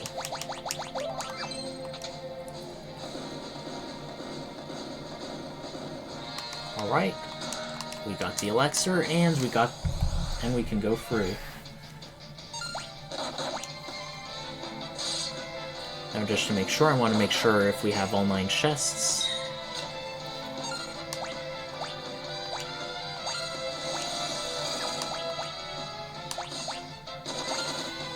Yeah, I'm lazy.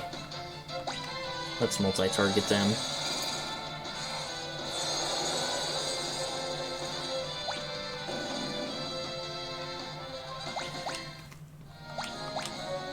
Wait, we're missing a chest?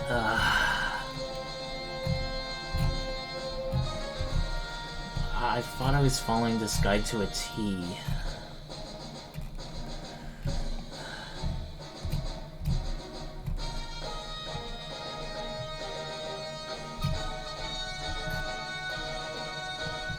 Well, this place can be gotten.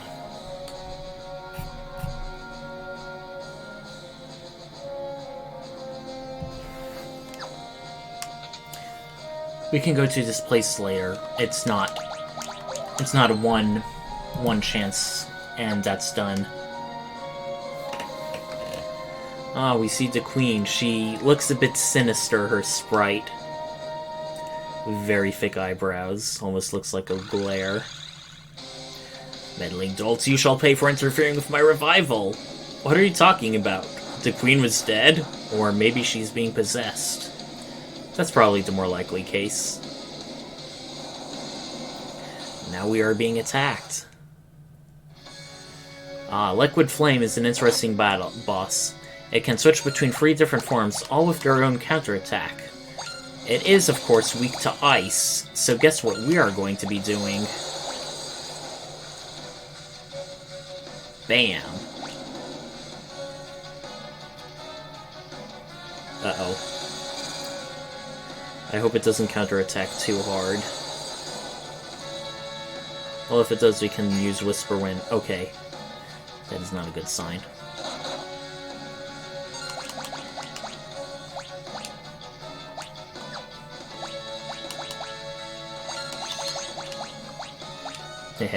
We have a bit of a cheap way to win this. And you're gonna find out soon.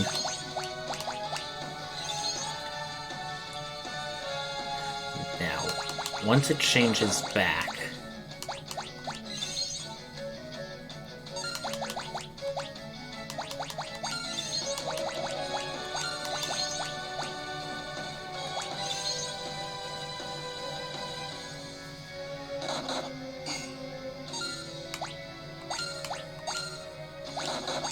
Let's see if physical attacks do anything. Yep, they do plenty.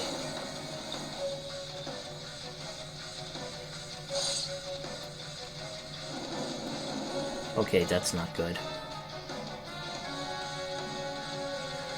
We definitely gotta play it smart. Only use certain things.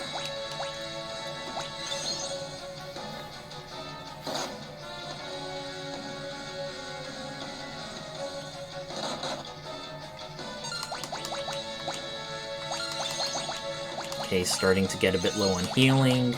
I know we have Whisper Wind, but I don't know if that'll do anything on its current form, so... Good, good.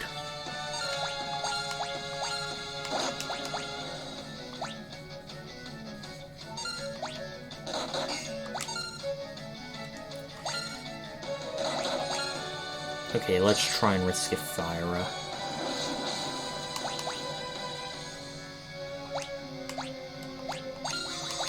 Okay, now here's the trick. We're going to cast Blizzaga. Yeah, baby! We have one more rod, but that was definitely well worth it, particularly because we can buy more rods. Now, breaking rods is a great offensive technique for a huge amount of Fiesta players, particularly ones who cannot access top-tier magic like the Red Mage.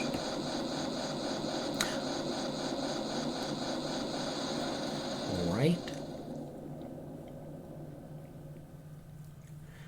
Queen Karnak. Huh. We heard earlier about King Tycoon talking about some entity who wanted to shroud everything in darkness. So, it may be wanting to destroy the crystals and thus destroy the world. Does she say anything? Huh, don't worry about me. Alright, the fire crystal. Once again, I'm going to get ready to tweet to Gilgabot to find out our new job.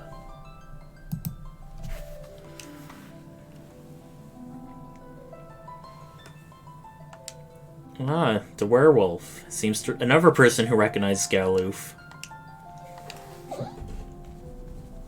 Just who exactly are you, I wonder, you amnesiac old man? Who in blazes indeed?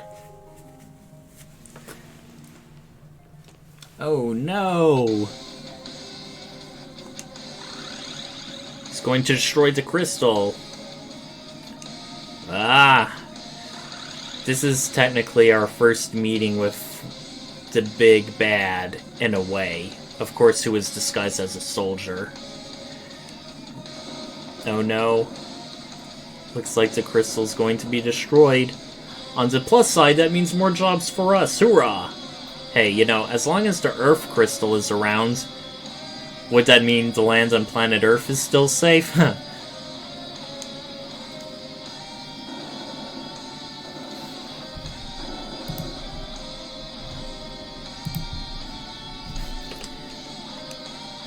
Welp. Werewolf, we have to help him.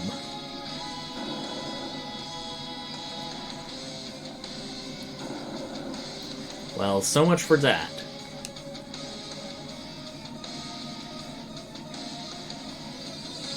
Bam. I think we get these crystals almost immediately. We should. I do recall being able to do them as soon as we get into the next area.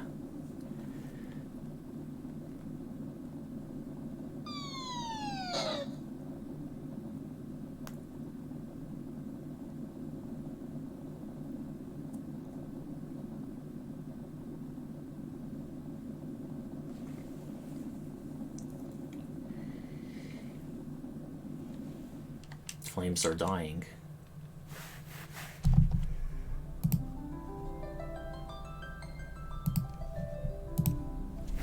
The crystal shattered. Where's the werewolf? Probably got trapped into fire and couldn't get out. Aw. Have to hurry. Crystal was paired together, so is the castle gonna blow?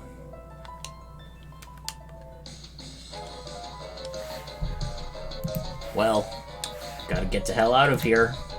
But before then, we want to get as much chests as we can, and there's 15 of them. And yes, we can actually rest via tent. That's kind of funny that you can, like, rest with a tent.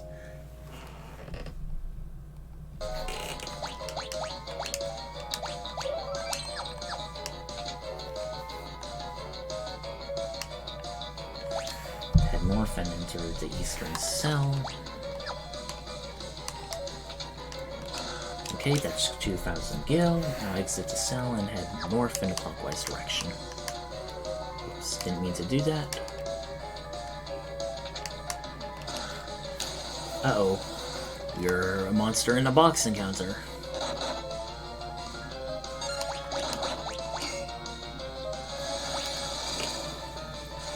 Take him out, take him out, take him out!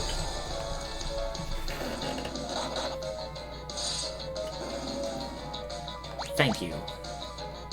Elixir. These enemies also give an awful lot of, whatchamacallit, ability points. Okay, we want to go east. More monsters. Gigas. Ah, waste of a good Phoenix down. Ah.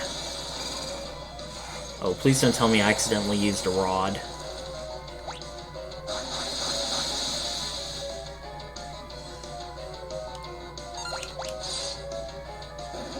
Okay, thank you very much. We have 9 minutes to spare. In the original games, the time clicked down even as you paused, so it was a lot more, whatchamacallit, it was a lot more, intense. Now, Sergeant is a time waster. He starts talking and trash-talking you, which sort of takes more time. Fortunately, we easily dispatched him.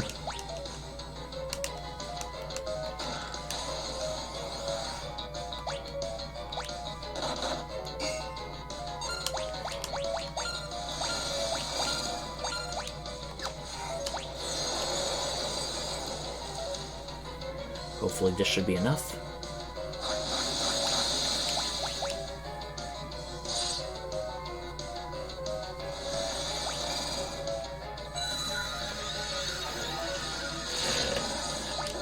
Alright. Nice healing to top us off, and we're nearly leveled up with the summers. We have a ribbon. A ribbon can prevent most status elements, but it can only be equipped by the Dancer class, which we won't get until the Earth Crystal.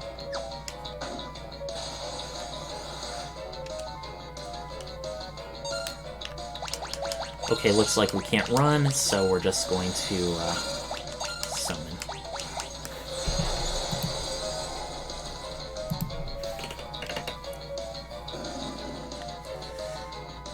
Ooh, mastered summon magic level 2.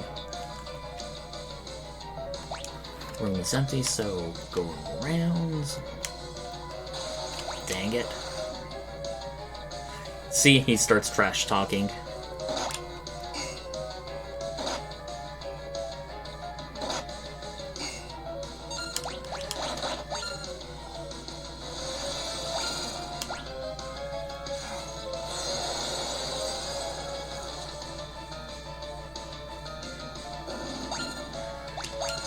Alright, that should be enough. The summon spells are a bit lengthy in animation to cast, which is one of the weaknesses for a time limit such as this. Okay.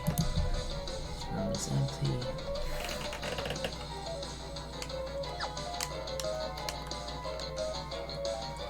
Main jail. Go through the door just to the right and where we came from. Open the chest in front of me. Want to go west, actually. Alright, good, good, good.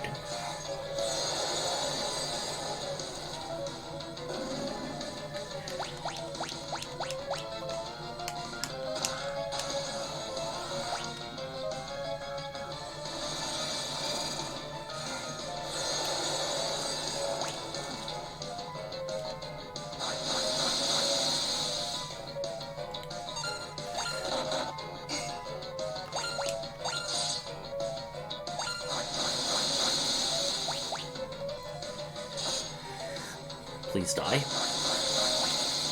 Okay, that's Time Waster.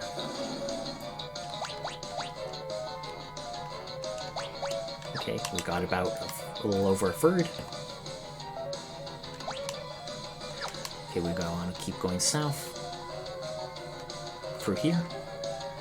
This is a bit of a twin setup, like when we're gonna do the same but for the Far East.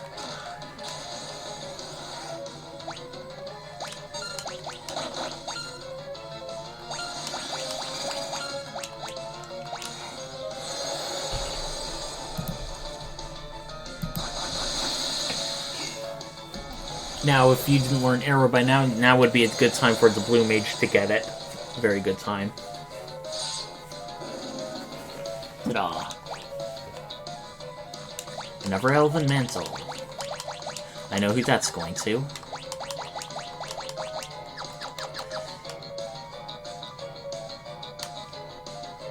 Go upstairs, go more upstairs, please. Ha ha ha.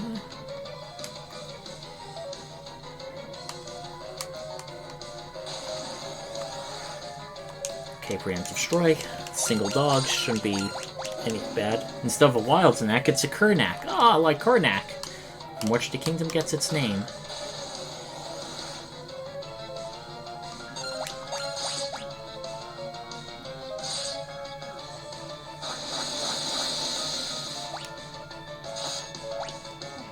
Nope, that was dumb. That was doubly dumb.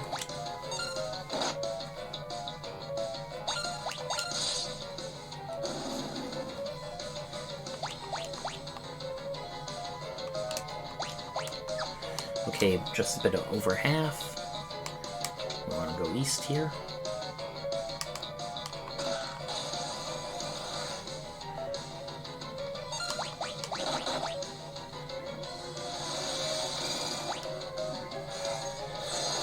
We can get so many elixirs in this, just through this run, which is really good. For this run for Karnak Castle. Not only does it have a lot of treasure, the treasure is really good, which makes the countdown timer all the more stressful, I guess is the word.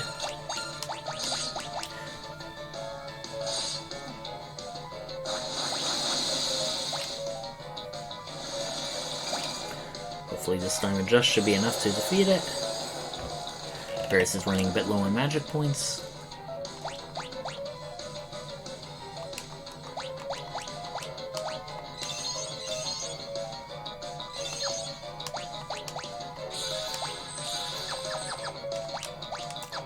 Okay, we're 2/3 of the way through.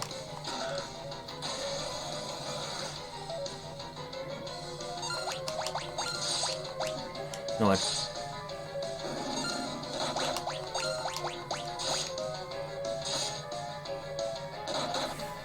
let's see if physical attacks alone can do it.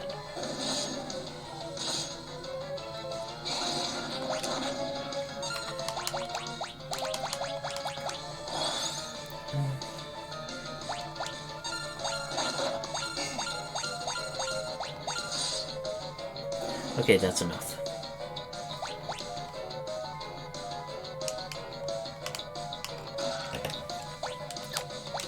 Okay, we have 12 more.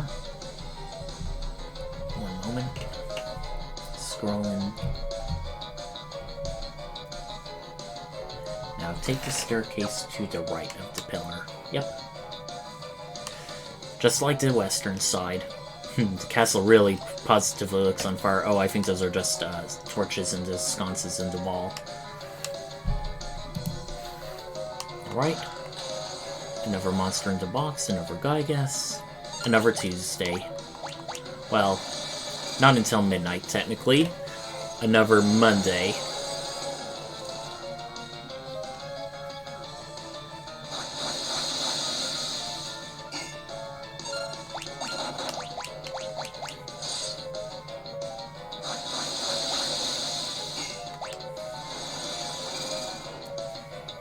Hopefully this should be enough, and should also heal our party if need be.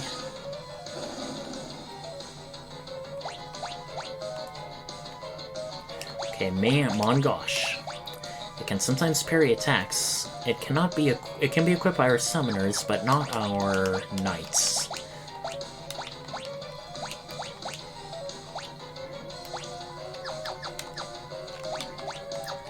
Okay, we have just 2 more chests. And then we're home free.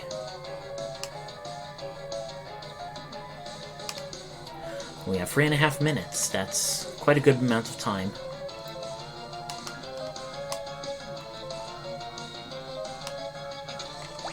Okay, and the last 2 chests are down there.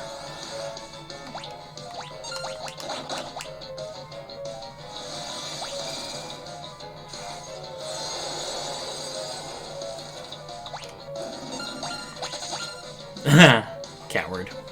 But then again, this is there is a metaphor about fighting in a burning house. Glad to see he took it to heart.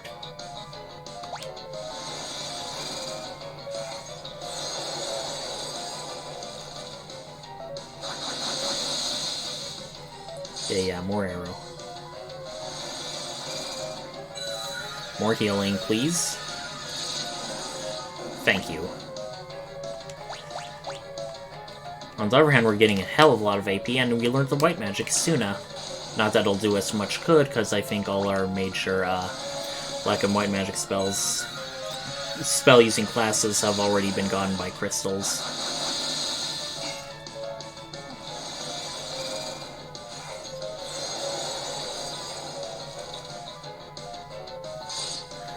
Yes.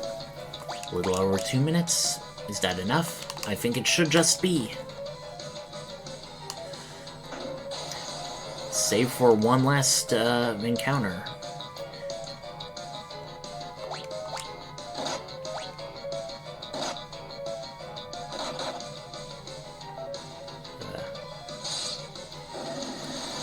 Now I think this particular sergeant is different.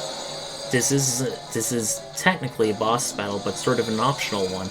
The sergeant can transform into the monstrous bounty hunter known as Iron Claw, and he can also cast a rare blue magic spell called Iron Claw, which can basically reduce someone to, like they're saying, show us your true form. With just over 1 minute left, more time wasting. Stop it. Stop it. I remember I had like less than 30 seconds when doing this, when exiting. It's like really... Yeah. You can learn that particular blue magic spell later, but at this point in the game, much later, it's sort of a gamble. Between that and getting all the chests, you have to sort of pick your poison, or pick your battles, as some would say.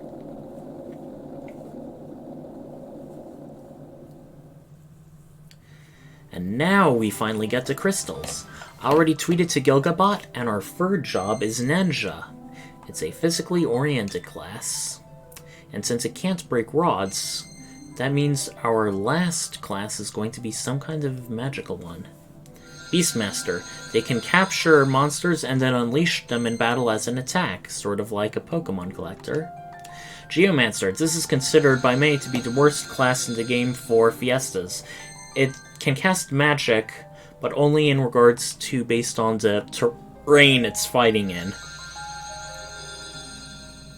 It can be useful during one area for grinding, but otherwise... Technically speaking, there are actually 2 more fire crystal jobs, but you get them slightly later, because during the explosion they fell somewhere else. But otherwise, we are clocking in at 3 hours 42 minutes, and we have our third job. Who do we want to give it to? Well, with Varys being our Jill of all trades, let's make it her. I sort of feel like having her as a summon would be good. Oh, and they can also equip 2 weapons at once, which is good.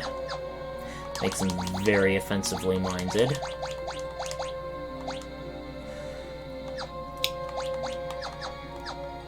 Let's go back to the town of Karnak. See what's waiting for us there. Everyone is a bit in despair. The queen is now in the 2nd floor. Everyone's really despairing, and prices have now gone up. And the area blocking the way to the Library of Ancients has now been demolished, and we can get through. Alright, we have a flame rod now.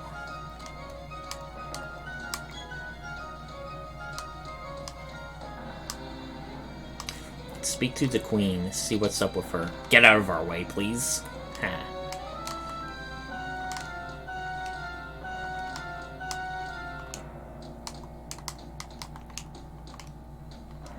We are learned about Sid's grandson. Seems to be...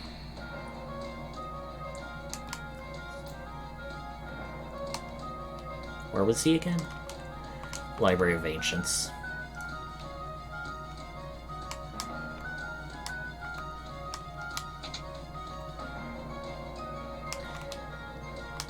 We learn about a Dorm Chimera, which can also teach us the blue magic spell Awkward Breath.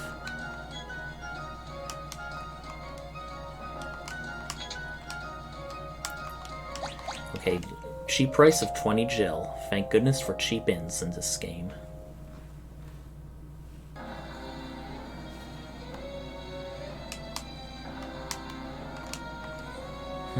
What do we want to buy? More potions, of course, but let's save it for any really good equipment. And let's pay a visit to the queen, see how she's doing. Not too well, I presume.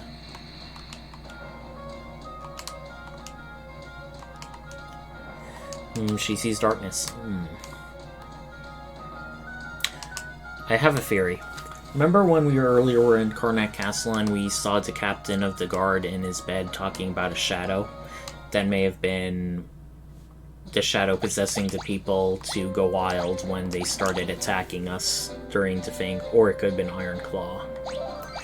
Well, regardless, it's getting really close to the 4-hour mark, and since we just got our third job crystal out of 4, I think this is a good time to cut it. As usual, it's been great. I will be streaming this Thursday at 8 PM Eastern Daylight Time, where we hopefully will get our 4th job, the Earth Crystal. Until next time, Quasar Night out.